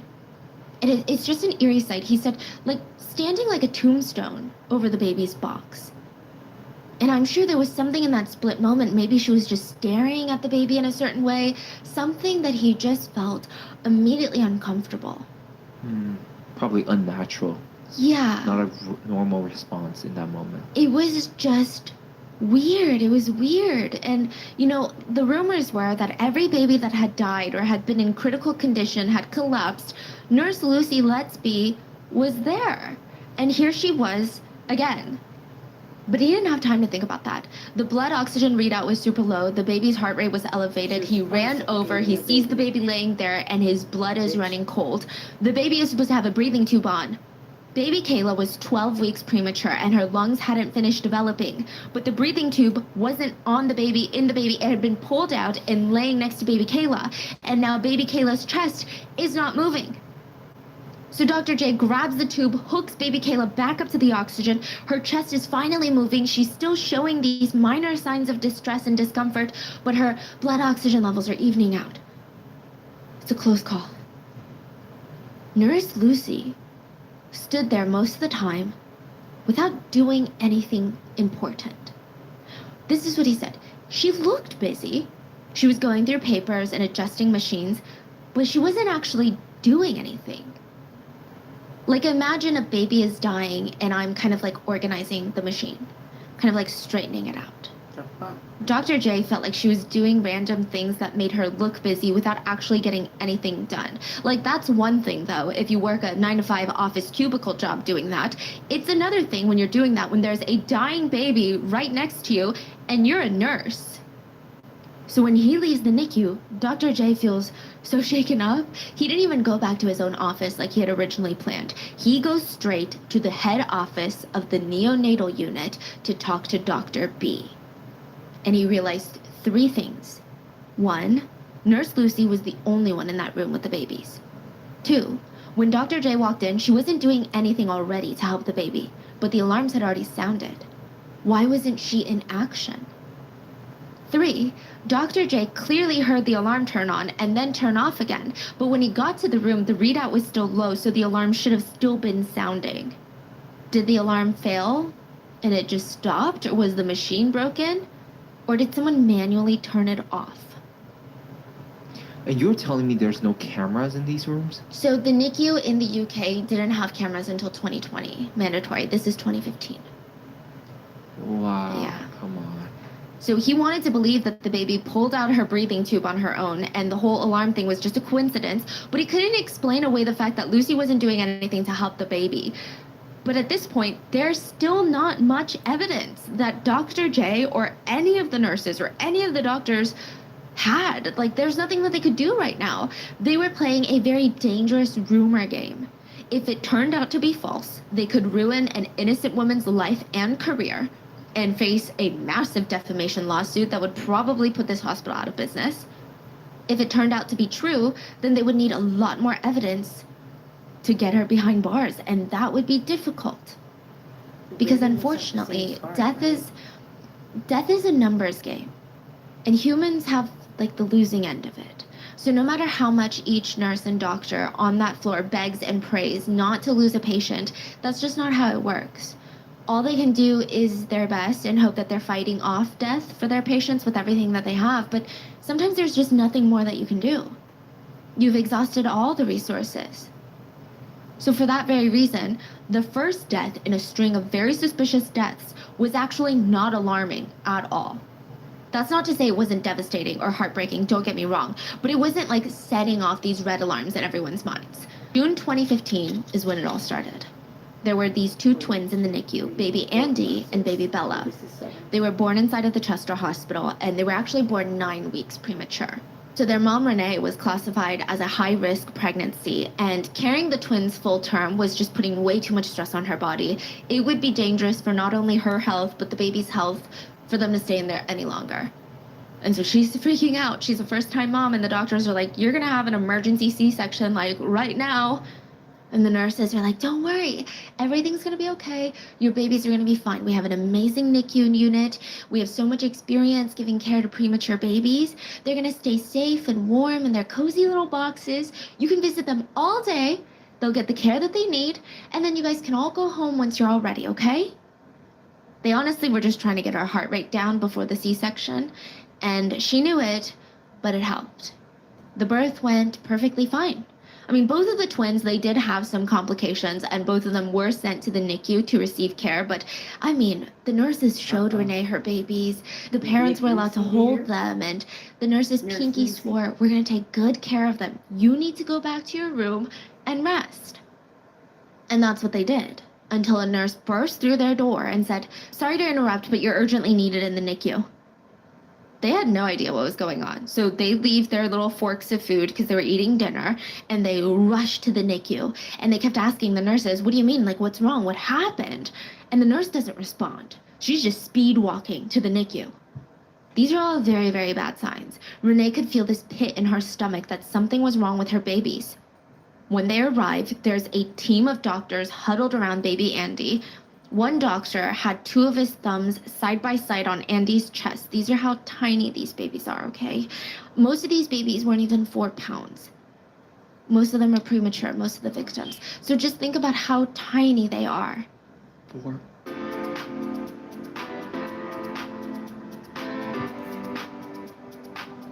We've got about 50 million followers. We're in the billions of views, and we're a small team. We always felt like our content was all about entertainment and being fun, but there was also this, you know, sort of professional business side. One of the things that would... Pounds? Yeah. Oh my goodness. Sophie was like 8 pounds when she was born, yeah. Wow. And the doctor is like pushing down once, twice, 3 times, and Renee could see the sweat just dripping off his hair. There was another doctor in the corner of the room that was drenched in sweat, catching his breath. It looked like he had been doing CPR. And finally, a nurse told the parents, we're not really sure what happened. His alarms went off. He's been receiving CPR for about 40 minutes, but his pulse is not going to come back. We called you so that you could say goodbye. Renee couldn't even process what was going on. Her baby was fine yesterday. Her baby was fine this morning when they saw him, and again in the afternoon, but suddenly he flatlined. Like, there's no answers. What do you mean? She just felt this guilt. She had this autoimmune disease. So mom had an autoimmune disease that made her blood clot more than it should. So she's thinking, maybe I passed it on to one of my twins, and something happened and Andy's blood couldn't get where it needed fast enough, and maybe it's all my fault. The doctor kept performing CPR, but Andy was already blue in the face. The more CPR they did, the more damage they would likely cause his little body. And Renee didn't even know how to respond, and she just felt this hand on her arm, and it was her mom. So baby Andy's grandma was in the hospital, and she must have heard the commotion. And she looked at her child, Renee, and told her something that I don't think any mom should have to tell their child, which is, it's hard. I know it's hard. But you have to let go, okay? The doctors stopped the compressions. They unhooked baby Andy from all his machines, and he was able to spend his last few moments with his family. There was this suffocating silence in the hospital that night. Each nurse, each doctor, I mean, their shoulders felt a bit heavier. Nobody could even try to lighten the mood with a joke. It was arguably a very, very rough day. The doctor who did baby Andy's chest compressions, he had to take a whole week off work because this was the first baby he had ever lost. After the parents had time to grieve baby Andy and say their goodbyes, a nurse approached them and said something along the lines of, "Hi, I'm Nurse Lucy. I'm so sorry for your loss. I just wanted to give you these." They looked down, and in Nurse Lucy's hands, there were a copy of Andy's hand and footprints. Renee took the prints and made them into a necklace. She wore that necklace around her neck every single day. What exactly does she do? Like the footprints in like probably a ceramic or something.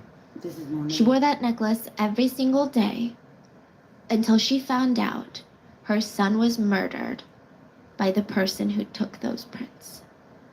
Now, mind you, Renee is not even able to grieve in the comfort of her home. She's still in and out of that hospital. Her body is healing. Her other baby, Andy's twin baby Bella, was still in the NICU. And of course, Renee feels this massive anxiety of like, what if something happens to baby Bella too? But it seems like all the nurses are giving her good feedback, good news. Baby Bella seems stable. She seems healthy. Now, side note, in the UK, the average infant mortality rate is 1 to 2 per 1,000 births. In 2014, Chester Hospital had overseen 3,000 births, and they had lost 3 babies. So it's right on par. So now when they lost Andy, nobody in that hospital is suspecting that something was wrong. I mean, they believed that his death was completely natural. And it wasn't until baby Bella, Andy's twin sister, fell gravely ill, and baby Charlie, another premature baby in the NICU unit that died, that everyone's like, what the hell is going on? Like, what on earth is going on? Wow. Baby Charlie died just 4 days after baby Andy. And many of the nurses on shift, they had to take breaks crying in the break room. It just didn't make sense. One nurse said, baby Charlie was tiny. He was barely 2 pounds. Like, that's less than a bag of sugar in weight. 2 pounds. But she said, he was the feistiest little baby I had ever seen. So it just didn't make sense when the alarms go off blaring. Charlie is coding, and one of the nurses remembers how they all rushed to respond. They tried an oxygen mask on baby Charlie, then CPR, and then the most qualified nurse in the NICU unit, Nurse Lucy, suggested they try putting an oxygen tube through his trachea. But ultimately, Charlie didn't make it. And everyone was hit so hard by this, like including Nurse Lucy. I mean, 2 babies in 1 week, this is a lot for the staff to digest. Lucy texted her coworker that wasn't at the hospital that day and said, it wasn't a great start to the shift, but sadly it just got worse. I'm struggling to accept what happened to baby Andy, and now we lost baby Charlie overnight, and it's just all a bit much. I know it happens, but it's still so sad and cruel, isn't it? I just keep seeing them both. No one should have to see and do the things that we do, and it's heartbreaking, but, you know, it's not about me. We must learn to deal with it. Her coworker said, you should try switching off your shifts for the rest of the week. Like, take a break. You were there for both deaths. I'm sure it's not easy, basically. It's so sick because she actually says the right thing. So she's like, the emotion she's trying to mock is very on par with what most people feel like, right? Prosecutors would actually argue that not to this coworker, but to Dr. Crush, the doctor that she has a crush on. We're going to get to it later. But they argued that she might have even killed these babies to make these conversations happen. Yeah, we're going to dissect all of that in a second.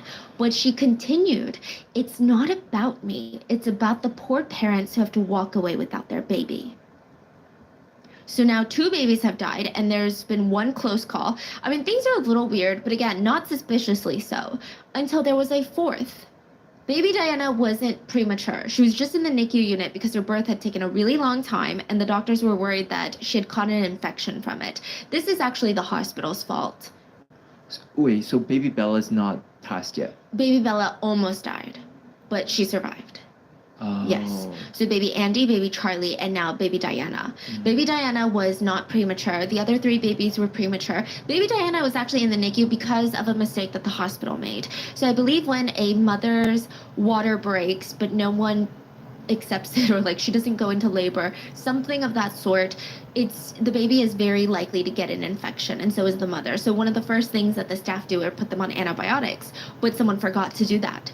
So now baby Diana had to be in the NICU because they didn't know she was going to catch an infection the day that she was born, and that could jeopardize her health, that could be deadly. So Diana stopped breathing 3 separate times the very night that she was born. She was showing signs of pneumonia.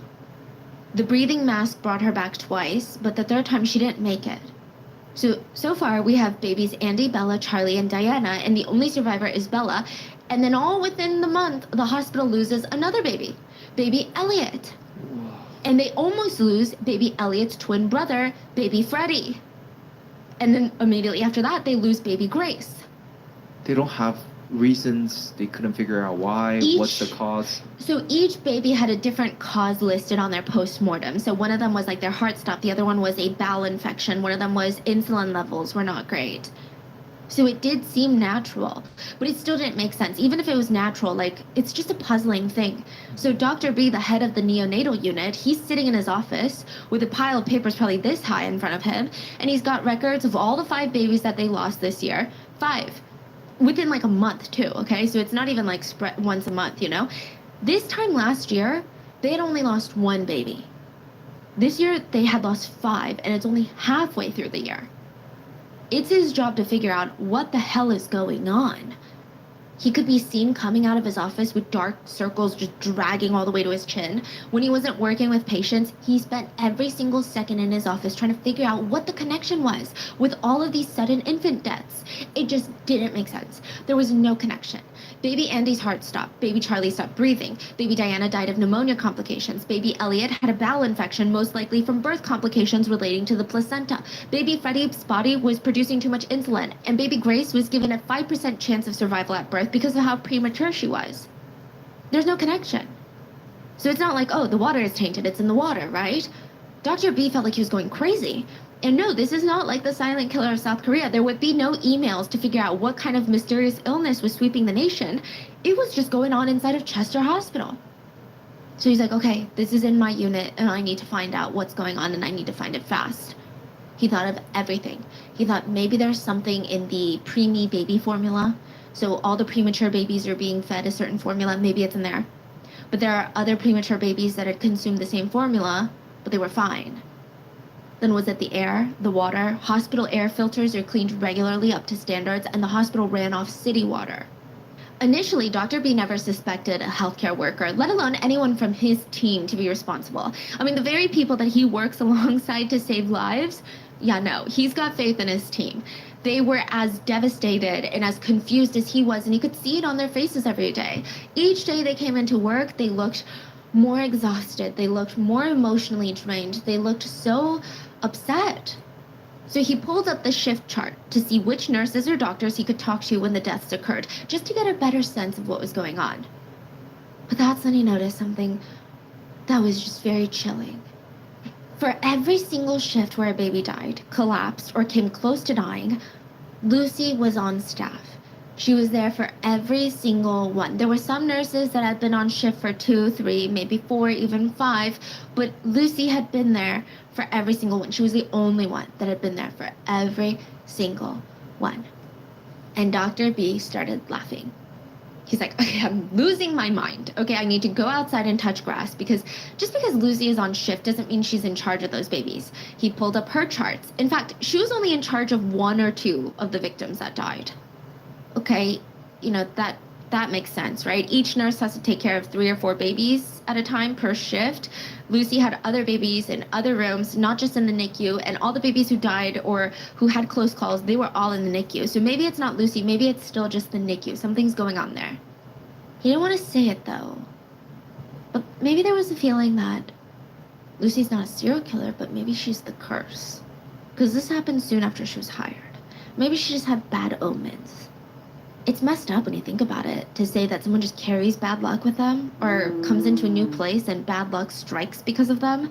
It's mean. And since he knew Lucy's background, it felt even more mean-spirited. Lucy had worked her whole life to be a nurse.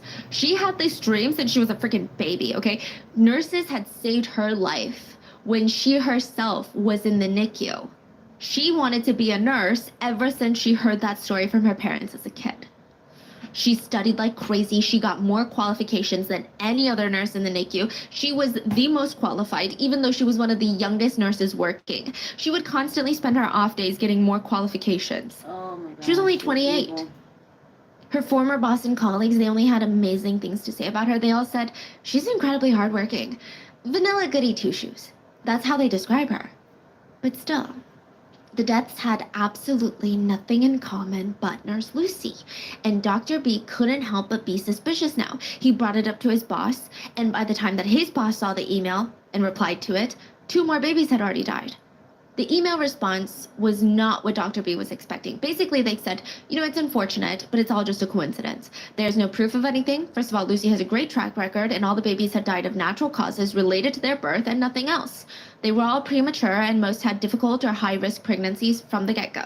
Side note, a lot of people had problems with this response because it felt like the unit manager, so Dr. B's superior, wasn't even trying to listen or figure out what was going on in the NICU. Yeah. It seemed like they were just shutting down any ideas at all that Lucy was involved. So you could argue maybe they genuinely thought that Lucy was not involved, and this was all some sort of sick coincidence, and they're trying to give her the benefit of the doubt. Or 2, People said it's like they don't want to open Pandora's box. Yeah. Like, imagine you're in this long, dark hallway, and at the very end is this door, and behind it you hear all sorts of terrifying screams and growls and scratching noises. When you open that door, there's no going back. Whatever's behind that door is coming out, and you don't know what it is. Maybe it's a monster. Maybe it's a speaker playing monster noises. You don't know. So they're like, let's keep the door shut. Yeah. Let's never open this door. Put a do not open sign on it. And you say 2 more people die in that process? Yeah, 2 more babies. Yeah. Oh, God. I mean, I guess we'll never really know what the unit manager was thinking, but it is just a little weird. These are all just speculations. Now, the unit manager more or less told Dr. B that there was just no way that a nurse was involved in the uptick of infant deaths in their hospital. Especially not Nurse Lucy. She's the most qualified nurse in the NICU. And she's the type that took her job so seriously. Maybe to the point where other nurses might want her to loosen up a bit. The unit manager said, look, Dr. B, I can personally vouch for Lucy. She's a good nurse. There is no way that she's connected to all of this. Dr. B was like, yes, I respect your opinion, but of course, lives are being lost, so I'm going to go over you and request a meeting with a few of the hospital executives.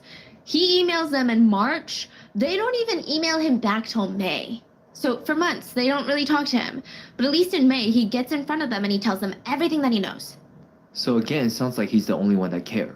Yeah, him and a few of the other doctors, Dr. J and 2 more doctors. So 4 doctors from the unit cared, but he's the head of the neonatal unit, so he's doing a lot of the communications with the superiors and the executives. So he's laying it bare to them. Like, these are my suspicions. These are why I have these suspicions. Obviously, I don't have concrete proof, but, like, you can't tell me that things aren't weird. You can't tell me that we shouldn't at least get some sort of third-party investigator involved. Yeah. The conversation allegedly went something along the lines of, was she the charge nurse for all the instances? Meaning, was she the nurse in charge? No, a lot of the time she was in another unit, but she was on shift. But she wasn't assigned all the babies in every instance. No, and the manner of death was all natural? Yeah, so it's a coincidence then. It's unfortunate and it's tragic, but it's a coincidence. The executives recommended that he switch Lucy from the night shift to the day shift. All these instances had happened at night, so if it really was a coincidence, then changing Lucy's position should have no effect. So in late May, Lucy was switched to the day shift, and it just seemed like Dr. B wasn't the only one that suspected Nurse Lucy of something. They didn't know what yet, but they suspected her of something. Like the other hospital staff, they started analyzing everything Lucy did, and they had been putting together these little pieces. Some of the nurses actually started whispering to each other, saying that Lucy was just a little bit too interested in NICU babies. She kept popping into the NICU unit when she was assigned to other units. For example, Nurse Ellis was assigned to 3 to 4 babies one night in the NICU. She was on shift with Lucy, but Lucy was assigned 3 to 4 babies in another unit, so not the NICU. Lucy's babies were healthy babies, and they were in another place down the hall. She had no reason to be in the NICU that night, but while Nurse Ellis is giving care to her babies, every time she would turn around, there was Nurse Lucy, cooing at the babies, checking their vitals, and at first, Ellis is trying to keep it polite, like, oh, sorry, is that baby yours? I thought I was assigned to that baby. I could be wrong, but let me go check my charts real quick. And then Lucy would be like, oh, no, you're right. I was just stopping by because she's so cute. I'll get going now. But 5 minutes later, it would happen again. And Nurse Ellis would be at the computer updating the baby's chart, and when she turned around, there was Lucy. Oh, hi again. Something wrong? Anything I can help you with? No, everything's okay. When it happened a 3rd time, Nurse Ellis was very frank with her. She said, Lucy, this is my baby under my care. Please go back to your section. Obviously, hindsight is 20/20. I did see some people online arguing about whether these particular nurses should have known something was wrong. But like, really? I feel like I would be annoyed at my colleague, but my immediate thought, and maybe I'm still just too naive, was, oh, God, she's so annoying. Yeah, it's like, to suspect that, it's almost you have the darkest... Like, there's something wrong with you, almost. Yeah, you think you see people in probably the worst light possible. It's hard for a human to be, oh my God, is she trying to kill people? Like, that's just not, Like, to think, oh, is she out here scoping out potential murder victims in the NICU? Like, most nurses were like, oh, There goes Nurse Lucy. Is one of the doctors around? Is she trying to look good? Is she trying to undermine my position and act like I'm not good enough to take care of these NICU babies? And they would all say, like, must be so nice to be so young and have so much energy to do your job and everybody else's. Like, that was kind of the energy. But then things started to change. So when she started popping in on stable babies, everything was fine. It's annoying, but it's fine. But then the nurses started seeing her near babies whose conditions would suddenly take a turn for the worst. More and more stories like this, they start floating around the hospital staff. One person saw Lucy in a baby's room alone right before the baby's condition took a turn for the worse. Another staff member saw Lucy watching from the window while two parents cradled their deceased baby for the final time. And they even had to ask Nurse Lucy to leave because the parents were feeling so unsettled and so uncomfortable in probably the worst moment of their life. She was just hovering around them, watching them like some sort of grief vampire. She's like soaking in it. She's not like smiling, okay? So again, it's not one of those instances where she's got like this creepy Joker clown smile and everyone's like, oh my gosh, she's a killer, we gotta do something. It's just like, she just seems too invested. Like, please, read the room, social cues. Nunchi, we call it in Korean. In another instance, a nurse was taken aback when a baby was in distress and Lucy told them off when they attempted to assist. And the nurse said, I was shocked. Because I'm a nurse, you know, and I just know that you can't have enough help in these situations. I just never expected a nurse to tell me to like back off, basically. Then Lucy would pop in to check on babies that weren't her responsibility, and it was just generally a lot of crazy coincidences. When Lucy was on the night shift, these crazy coincidences happened during the night shift. When she was switched to the day shift, all of a sudden they started happening during the day. So everybody knew about the rumors. Even Nurse Lucy. She was really upset about them, okay? And she wasn't afraid to voice her disgust. She said she had been nothing but a great nurse since 2012, and it's been like 3 years, and these random rumors are popping up out of nowhere. She told the other nurses, yeah, maybe I would understand what will cause, big or small, but the whole thing is based on coincidence, a coincidence that is the hospital's fault to begin with. And you're like, what do you mean the hospital's fault? Lucy would argue, they say I'm on shift for every single death. That's true. Lucy knows that's true. Everyone knows that's true. But Lucy argued, because I'm literally always on shift. To give you context, Lucy was a 28-year-old nurse who lives alone, no family, no boyfriend, not a lively friend group or a crazy social life. She had given up her whole life to becoming a nurse, she argued. And because she doesn't have a ton of personal obligations like many of the other nurses that had kids or elderly parents to take care of, Lucy would inevitably end up picking up shifts. One of the nurses has to take her kids to a dentist appointment, Lucy would pick up her shift. Another nurse has to go to another city to care for their elderly parents, Lucy would pick up her shift. Lucy pretty much just took every shift that she was asked for. And out of everyone in the hospital, she probably had the most shifts, yeah. Okay, fine, whatever, right? So she argued, I mean, if I'm always at the hospital, then of course I'm always there when issues arrive, because I'm always at the hospital. And now the hospital wants to use her as a scapegoat, she says, to cover up their own problems and shortcomings. For one, Lucy argued the hospital is so understaffed and underfunded. The statistic actually does, it does clear. It checks, right? And this stat really only applies to the infants in the NICU, not just babies or infants in general in hospitals. But when babies are in intensive care units, the staffing rate is much, much higher. So typically in the US and places like the UK, it's 1 nurse per baby in NICU. Yeah, at most. At most, it's 1 nurse per 2 NICU babies. Lucy argued at their hospital, Chester Hospital, they had each nurse take about 3 to 4 babies. So if a nurse is only able to give a baby a fourth of the time that they need, then there's a higher chance that a small problem will go unnoticed until it turns into a big problem that is too big to fix. To sum it up, she's saying the hospital was experiencing this abnormally high infant mortality rate because of their own lack of funding, their own lack of staff, and since Lucy was the only common thread between all of them, they're blaming it on her. They're using her as a scapegoat to cover up the real institutional problems at fault here, and she's not going to take the fall for it. She was super frustrated because prior to all of this, she had a stellar reputation in her field. She worked nonstop. She took extra courses to get extra qualifications and certifications. She just wanted to gain more knowledge. She took this seriously. And in the beginning, Lucy actually had quite a lot of people defending her.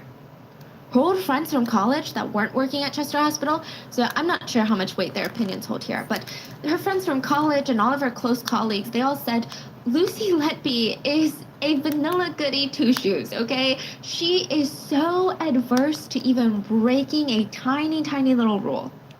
We know she couldn't have done anything that she's accused of. So without a doubt, we stand by her. Yeah, neither could my uncle. I've grown up with Lucy, and not a single thing that I've ever seen or witnessed of Lucy would, you know, let me for a moment believe that she was capable of the things she was being accused of.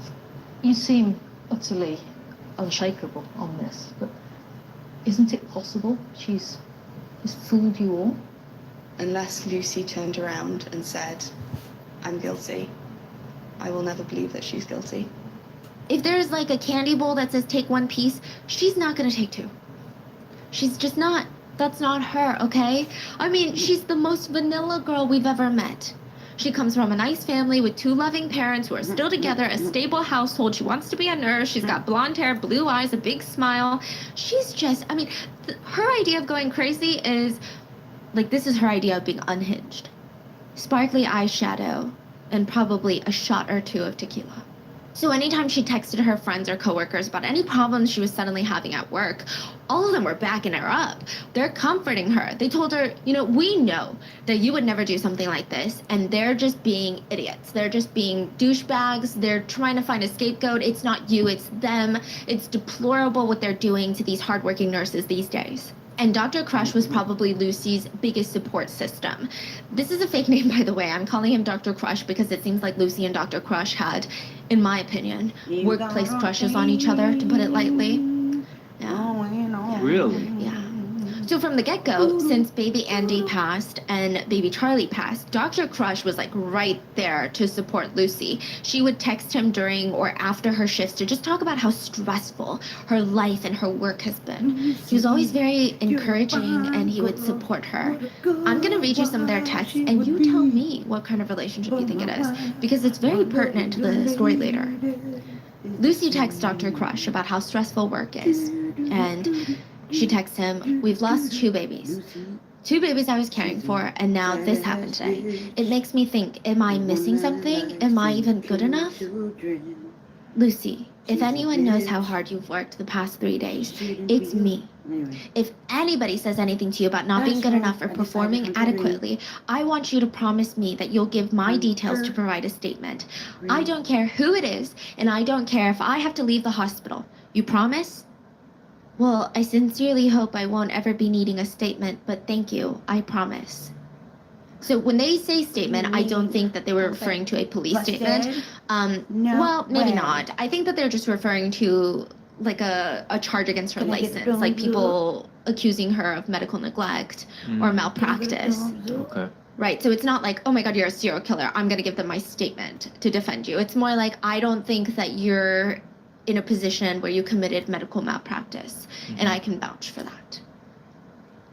Do they work together or? Yeah, not as often, but they do cross paths, yes, and they do work on certain patients together. And he said, you are one of the few nurses across the region, and I've pretty much worked everywhere, that I would trust with my own children. Oh my God. Wow. That's wild. She responds, I don't know what to say. Thank you. Then a little while later, Dr. Crush texts her, am I right in thinking you've had 6 long shifts? No wonder you're tired. Yeah, but it's my own fault. I have hypothyroidism, so I'm just tired all the time. Can you take your annual leave? Is there anything I can do to help? Cake? Coffee? Thanks, but no. I do think that I'm going to be going on a trip with my parents. This was right before another baby collapsed. Baby Noah. Lucy was on shift for that. Which, side note, Dr. Crush got off work and left for maybe about 15-20 minutes before he comes back with a surprise for Lucy, and it's a box of chocolates.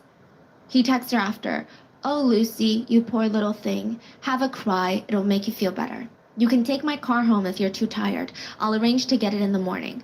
So sorry you've had a rubbish day. You really deserve a vacation after this horrible week. So that's exactly what she does. She goes on vacation to Ibiza. I bet you no baby He's a baby Noah? Yeah. I bet you no baby died. No baby died. Holy, that's... Yeah. All them babies good. There were a Mom and few Daddy, when she was surviving away on babies. vacation. But what's crazy is it's No not baby just baby died. A through Q. There's actually a lot of parents who Nurse Lucy was assigned to their baby, and thankfully their baby wasn't in the NICU, but they still had some sort of health problems while they were at Chester. So we really don't know how many. Anyway, she went to Ibiza, she stayed there for 2 weeks, and the day that she got back, another baby entered into critical condition.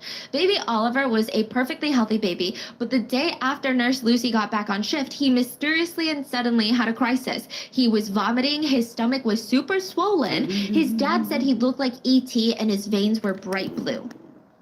After Oliver passed, Lucy texted her coworker. Oliver was doing just fine, but he got a huge tummy overnight and it ballooned. There was nothing else that led to the collapse. I wish I was still on vacation. Then she texted with Dr. Crush some more about how sad she was and how hard her job was. Now this is what's so depressing. Oliver was actually one of triplets. Identical sons. So he had 2 other brothers. They were all in the NICU. Oliver passed, and less than 24 hours later, his brother Peter passed away. And I'm just like thinking of the trauma of the parents, okay? So Nurse Lucy was in the room, even though she wasn't supposed to be looking after Peter. And it's weird, isn't it? Like when you really sit down and you think about it, it makes you want to raise your eyebrows at Lucy. Look, I imagine in the beginning, almost every single nurse was on Nurse Lucy's side because that's terrifying. Being a nurse, you've worked your ass off. You feel this intense grief every time a patient passes. It's not a field for the weak. You're overstaffed, you're underfunded, and now one of your own is being accused of being so negligent to the point of causing deaths in infants or going out of their way to kill infants. Every nurse probably had Nurse Lucy's back in the beginning. Because it's the feeling of, if that could happen to her, it could happen to me. I could just be accused. But one by one, the nurses had to ask themselves, is Nurse Lucy really innocent? There was a really creepy instance, okay? So I'm going to bring it back to baby Diana. Baby Diana was in the NICU when her condition suddenly worsened and she passed. It was devastating for Diana's mom in every way possible. She had gone through 60 hours of labor. And now baby Diana was gone. 16. They were spending their last moment with Diana to say their goodbyes, and this is the part that's so unsettling. Nurse Lucy wasn't even in charge of baby Diana, but she was hovering around the parents as they said goodbye, asking them constantly, do you need any water? Do you need anything? Do you need this? They just wanted some time alone. And she's just hovering. It was to the point where Diana's parents took the nurse that was actually in charge of Diana and said, can you please tell that nurse over there to, leave us alone? That nurse talked to Lucy about it, but it was just one of those things where she couldn't stop thinking about everything else that had happened. It just felt unsettling. So she told a few of the other nurses about what happened. And one of the coworkers was like, oh my God, the same thing happened to baby Charlie. When baby Charlie was in critical condition, doctors knew that there was nothing more that they could do. Parents requested life-saving attempts to be stopped so that they could spend a little bit of time with Charlie, have him baptized by the hospital priest, and spend time with him, right? Well, Lucy went in with a ventilated box. Basically a box, like a coffin, if you will. It didn't look like a coffin, but it's essentially a coffin. And asked if they wanted to put baby Charlie in there. While they're spending time, everyone else was under the impression, when they're ready, they'll let us know they're ready. But she barges in there and is like, do you want to put the baby in here? The parents were horrified. This is so traumatic. Imagine you are dealing with so much trauma, so much emotion. You're spending your last moments alone. Your baby is technically still alive. Your baby will die, but right at this moment, they're still alive, and a nurse comes in with basically a box and is like, you want to put your baby in here? It just felt really unsettling. It didn't feel helpful. It felt weird. So they talked to their nurse, and that nurse had to talk to Lucy, and Lucy didn't think so, okay? She didn't think she was being weird. She texted her coworker, I was just trying to be considerate. Why do things like this always happen to me? So now the other nurses, they're getting fed up with all these little weird moments, and one of them thinks, you know what? I'm just gonna freaking text her. I'm gonna text Lucy, see her thoughts on the matter. So she texts, hey Lucy, there's something odd about that night and the other 3 infants that went so suddenly. And Lucy goes, what do you mean, odd? We lost 3 and in different circumstances. I don't know. Were they that different? Ignore me. I'm just speculating. I think that this is weird.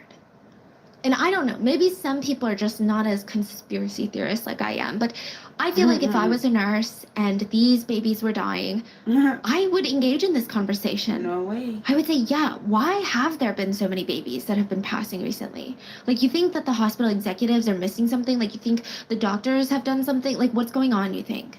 You're saying Lucy's response was really odd, right? She was just like, what do you mean odd? They all died in different circumstances. Yeah. But I would be like, yeah, okay, now that you mention it, yeah, that's a lot. I don't know what's going on. Because every nurse feels different. So the way that Lucy responded, it just didn't sit well with the nurses. And then it happened again. So baby Elliot had blood coming out of his nose and mouth. Doctors and nurses immediately rushed in and tried to give Elliot life-saving measures. But baby Elliot stopped moving, stopped crying. They couldn't bring him back. His mom, Elliot's mom, was in the room watching the entire thing, and Nurse Lucy was one of the nurses that came in to help and try and save Elliot. So after he's gone, most of the hospital staff, they shuffle out, not because they don't want to be there, but they want to give Elliot's parents some time alone with Elliot. Lucy stays behind and offers to give Elliot a bath. His mom agreed since he had been bleeding, and I don't think the parents wanted to see him with blood on his body any longer. And Lucy brought out the tub, washed off Elliot's body, and Elliot's mom said, Lucy let me bathed him in front of me in the neonatal unit. After he was bathed, he was placed in a white gown, and I just remember being so thankful because we had no clothes for him because he was so little. But just like the twins from the beginning of today's case, Elliot's parents couldn't even go home to grieve because Elliot's twin Freddie was also in the NICU, and his heart rate was too high. His blood sugar was way too low. How evil do you need to be after you kill one of them and you see what the parents are going through and then you do that again? Yeah, that's why I'm saying she's like a grief vampire. It's like she gets off on the grief. That's the only way in my head I can explain even the hovering around the parents as they grieve. It's like she's soaking in grief, and it's like energizing her, or like it's an addiction. It's just so sick. Yeah, she's feeding off others' pain. Yeah, which is, I really don't know what kind of person that would have to be, because most people are generally very uncomfortable when they are confronted with such strong grief. Either they feel that grief rub off on them and that makes them uncomfortable, or they don't know how to respond in a way that can help that person, so it makes them uncomfortable. This is like just so against human nature. So Lucy was taking care of Freddie's blood sugar levels when it happened. The doctors tried to give him sugar water to try and help. Lucy texted one of the other nurses on shift, did you see what his blood sugar was? 1.8. Both nurses chatted for a while about how they hoped Freddie would get better. And then Lucy said, I'm off soon. Would you give me an update later tonight on how Freddie's doing? So after work, Lucy would go to these salsa classes, and then she got a text. Oh, Freddie's more stable now. They're doing tests to find out what happened. Good. No response. Lucy texts back 3 hours later. I wonder if it's like a different sort of problem, like a hormone problem. I hope they can get to the bottom of it. A lot of people think that this is her trying to come up with answers since her attempt at killing him didn't work. Do we know how every baby go through? Okay. Yeah, so we do know it's... See, the part that gets tricky is I almost want to say allegedly, and that's not me saying that this crime is up for debate or it didn't happen or Lucy's not the culprit. But I want to say allegedly because prosecutors can only speculate how she did things based on the evidence. But since there were no eyewitnesses and no CCTV cameras, it's just one of those things, right? Prosecutors believe that she did it in some really sick and twisted ways. Sometimes her favorite thing was to inject air bubbles into the babies. No.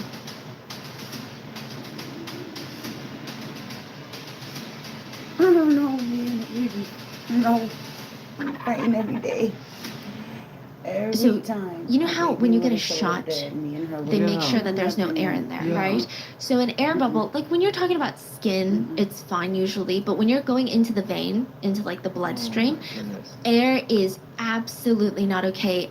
Air bubbles in adults, full-grown adults, can kill them because that air bubble doesn't just disappear somewhere, it stays there, and if it blocks blood from going into your heart or to your brain, you could have a stroke, you could die. And just think about how tiny the blood vessels for these infants are. They're not even like 4 pounds. So air bubbles, they can kill adult beings. Think about what they can do to a newborn baby. then if sometimes she didn't feel like doing that, she would inject air into their stomachs via their feeding tubes, and it would cause their stomachs to balloon, and that's why one of the fathers said he looked like E.T.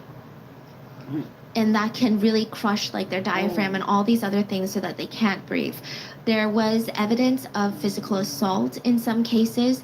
They believe that she would take medical instruments and or tools. She would take the feeding tube and jam the feeding tube directly into the throats of the babies, and that's why some of them were bleeding from the nose and the mouth. One of the babies had liver damage that was so intense that doctors said they only saw that type of liver damage in children who had been in very bad car accidents. Sometimes she would just add a ton of insulin to their feeding tubes as well, killing them. And it does seem like sometimes she would just literally take out their breathing tubes. Wow. It almost sounds like she's like trying whatever she can think of on these babies. Yeah. And then I imagine sometimes if someone survives, she probably will try something else on the next baby. Yeah. And like, okay, I really don't like to relate cases to my personal life because I feel like there's nothing in my personal life where I've dealt with that can in any shape, way, or form compare to the grief that a lot of these victims and their families have felt. But we recently went through something with my sister where my niece was in the PICU. She coded multiple times. Her heart stopped multiple times. So like the trauma that has left on our family, especially my sister and her husband, even now, tiny little things trigger her trauma, and to see my sister in that level of pain, and Mia survived, thankfully, so it's just like I can't even begin to amount how raw and visceral this pain must feel for the parents. Thankfully, Freddie survived, and the doctors, they chalked it up to an imbalance in insulin in his body. Weeks later, Dr. B would find out the truth. He would be in his office again looking over paperwork when he found something interesting. Baby Freddie's insulin levels were high, but his C-peptide levels were not high. So think of insulin and C-peptide like a couple in a honeymoon stage. They don't go anywhere without each other. So if your body is producing too much insulin, then the C-peptide levels are going to be very high as well. If the body is low on insulin, the C-peptides are low. It's just naturally like that. But Freddie's C-peptides did not match his insulin levels, which means that his body is not creating excess insulin. So are you catching my drift? That means the insulin must have come from an outside source. Then Dr. B looked at who was in charge of Freddie's last feedings, and he only saw 2 people in charge, or 2 shifts that were in charge of his feedings. Nurse Lucy was the one that gave him his feedings both times. Yeah. So his very strong scientific belief was someone put insulin inside of baby Freddie's feeding bag. Every other nurse said that they didn't do that. Lucy denied it too, but just with all these other coincidences, it's not looking good. And then remember the triplets where Oliver and then his brother Peter died? Mm-hmm. Before Peter passed, he was in critical condition, and another nurse remembered checking up on Peter, and Lucy said out of nowhere, he's not going to make it out here alive, is he? If you know anything about nurses, they never say stuff like that. It's such a dirty, dirty feeling. Like, why jinx a life, especially an infant life, out of all things? That's why there's the superstition that they don't even say, it's a slow night, isn't it? Because that means all hell is about to break loose in the hospital, and usually all hell breaks loose means someone might die. So the nurse scolded Lucy because at this point, Peter had been stable for like a second, okay? I mean, he's not doing great, but he was kind of getting stable. And she said, what are you saying? Don't say that. But then a couple hours later, his abdomen swelled again, and he got this purplish rash that looked like spiderweb veins all over his body, and he wasn't responding to life-saving measures. And it wasn't until after Peter's death the nurse felt her hair kind of stand up on the back of her neck, and she just had these goosebumps, and it was like deja vu. She remembered just a year ago when baby Charlie wasn't doing well. He was stable, but he wasn't doing well. Nurse Lucy was helping monitor Charlie, and she looked over at this nurse and said, I don't think he's going to make it out alive. And she remembered how gross it made her feel because, like, again, why would you jinx that? But then she also remembered so vividly how Charlie would not make it out alive. And now neither would baby Peter. And now whenever smiling, happy Lucy walked by, all the nurse could see was just this thick black cloud, like a bad omen. But Lucy would be busy texting her colleagues. I keep thinking of them in the cot together. Oliver and Peter. They were together, yeah, at one point. So peaceful, yet beyond words for how awful it is. So sad. The family all thanked me when I took baby Peter and dressed him. 2 of the 3 triplets died, and Dr. B was going insane. The hospital executives still refused to believe that a nurse could be involved. Mainly, they were concerned that this rumor was false and Lucy was going to sue the hospital. I'm just going to give you an example about how big this fear was for them. Dr. B sent an email to one of the executives after baby Peter died, and he said, "We still need to talk about Lucy. I believe we need help from outside agencies. At the moment, we're all under suspicion, and the only agency who can investigate every single one of us, I believe, is the police. I think we should proactively seek their help." The executives responded, "Action is being taken. All emails cease forthwith." Basically, don't be emailing that because this could come up in a lawsuit. Don't be emailing Lucy's name because if she sues us, this could be discoverable in a lawsuit.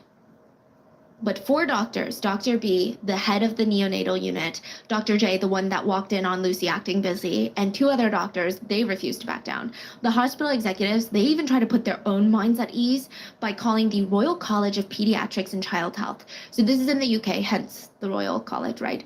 Executives asked them, review the services that are being provided in the NICU unit. According to some nurses, Lucy seemed a little bit uneasy when they were investigating.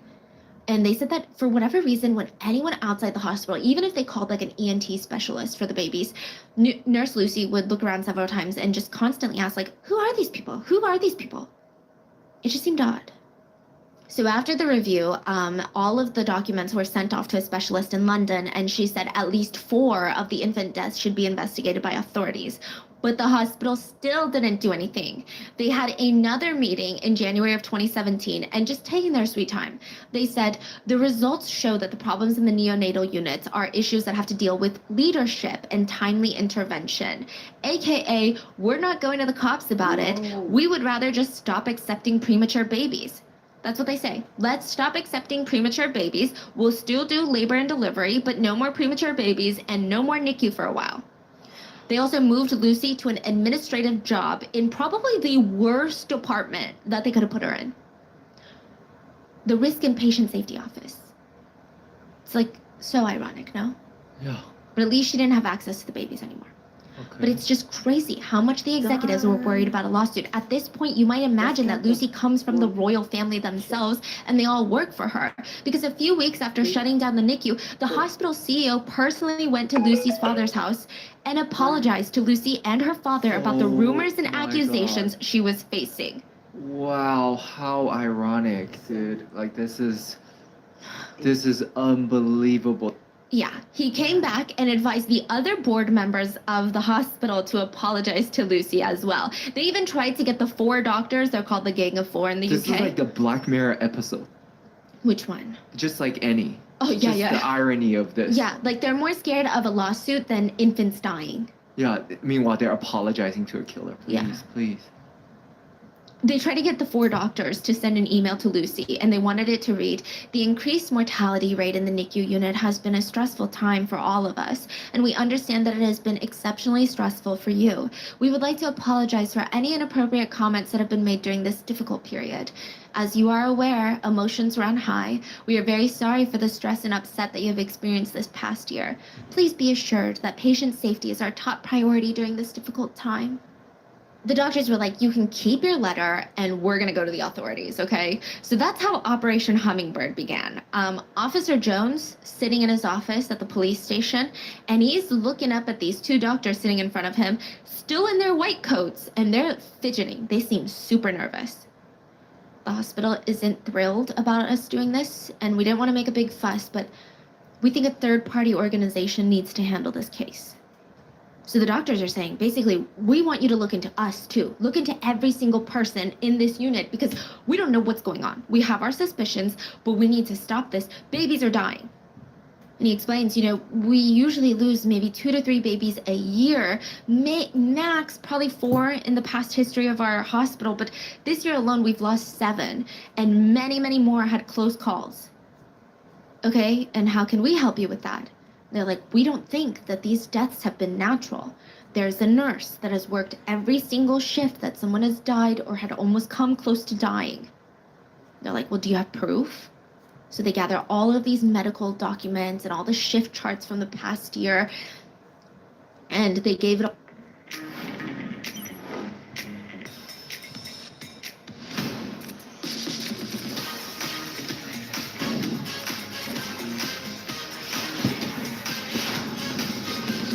all to the police.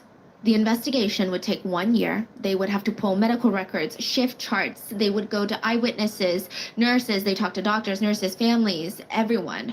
And finally, July 3rd of 2018, Lucy was arrested the first time. Should actually be arrested like 3 times. What?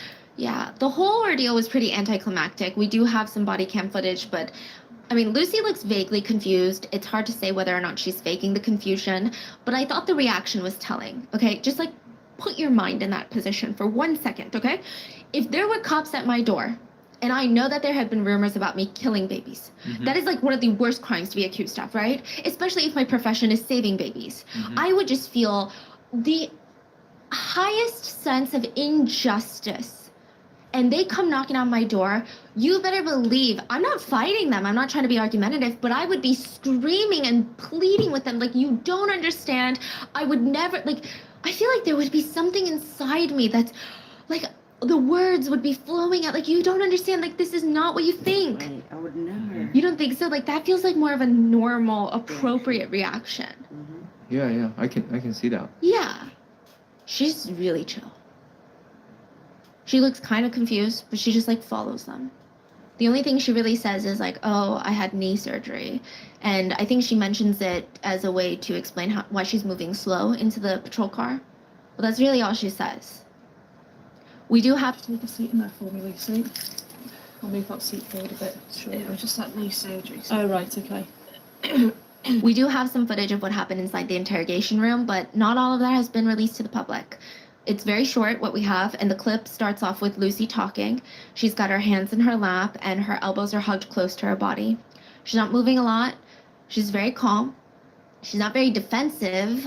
She's not saying everything that her mind thinks of. She just says, they told me that there had been a lot of deaths, and that I've been linked to someone who was there for a lot of them. And again, I feel like my reaction would be, like, please talk to everyone that's ever worked with me in the past. Like, I would never do this. Like, please, like, you don't understand.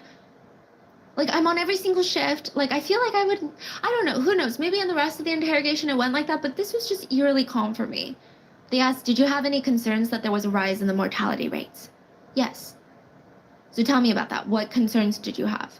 I think we all just noticed as a team in general, the nursing staff, that this was a rise compared to previous years. Did you have any concerns that there was a rise in the mortality rate? Yes. Okay, so tell me about that. What concerns did you have? We don't just know, just as a team. This was The police didn't get much out of Lucy during the interrogation, but they did have a warrant to search her home, and they found lots of crazy things in there. So let's go over the craziest parts. We talked about the notes with Dr. Crush's name and hearts all over them. Yeah, that was alarming. The nursery, that was alarming. There was also some other notes that I'll go over in length. But one thing is, Lucy still maintains this narrative to this day that she is innocent and that she was a scapegoat for the hospital. So just keep that in the back of your mind while I tell you everything that they found in her home. Medical documents. When authorities searched her home, they found multiple sheets of medical records for more than one baby that passed. This is super illegal. Nobody is allowed to take home patient records. Nobody is allowed to take home strictly, imagine all the violations. Just because you're my nurse, you can have all my medical documents hidden under your bed, because that's where it was hidden. It was hidden under Lucy's bed. Yeah, like, I don't think so. I would be very uncomfortable if my doctor had my medical records under their bed, or my nurse. Even if the patient is just a baby, even if the patient has passed, you can't just take home these records. Authorities believe that these were her trophies. You know how serial killers bring something from the victim or the crime scene, something to remember each kill by? They think that this was Lucy Letby's trophy stash. They said it was hidden under her bed. It was almost like a sacred place because even her bank documents weren't even under her bed. Like things that most people would typically prioritize more than like random scraps of papers from work. Because that's how she tries to claim. She's like, oh, I must have accidentally had them in my pocket and then brought them home and then never got rid of them. But she actually moved houses in late 2015 So that means she also brought them to her new house and then forgot to throw them away? When she was confronted with that, she just said, oh, I just like to collect paper. Like, I'm kind of a hoarder. It's not because I'm, like, looking up the families on Facebook. Because that's what she was doing. Wow.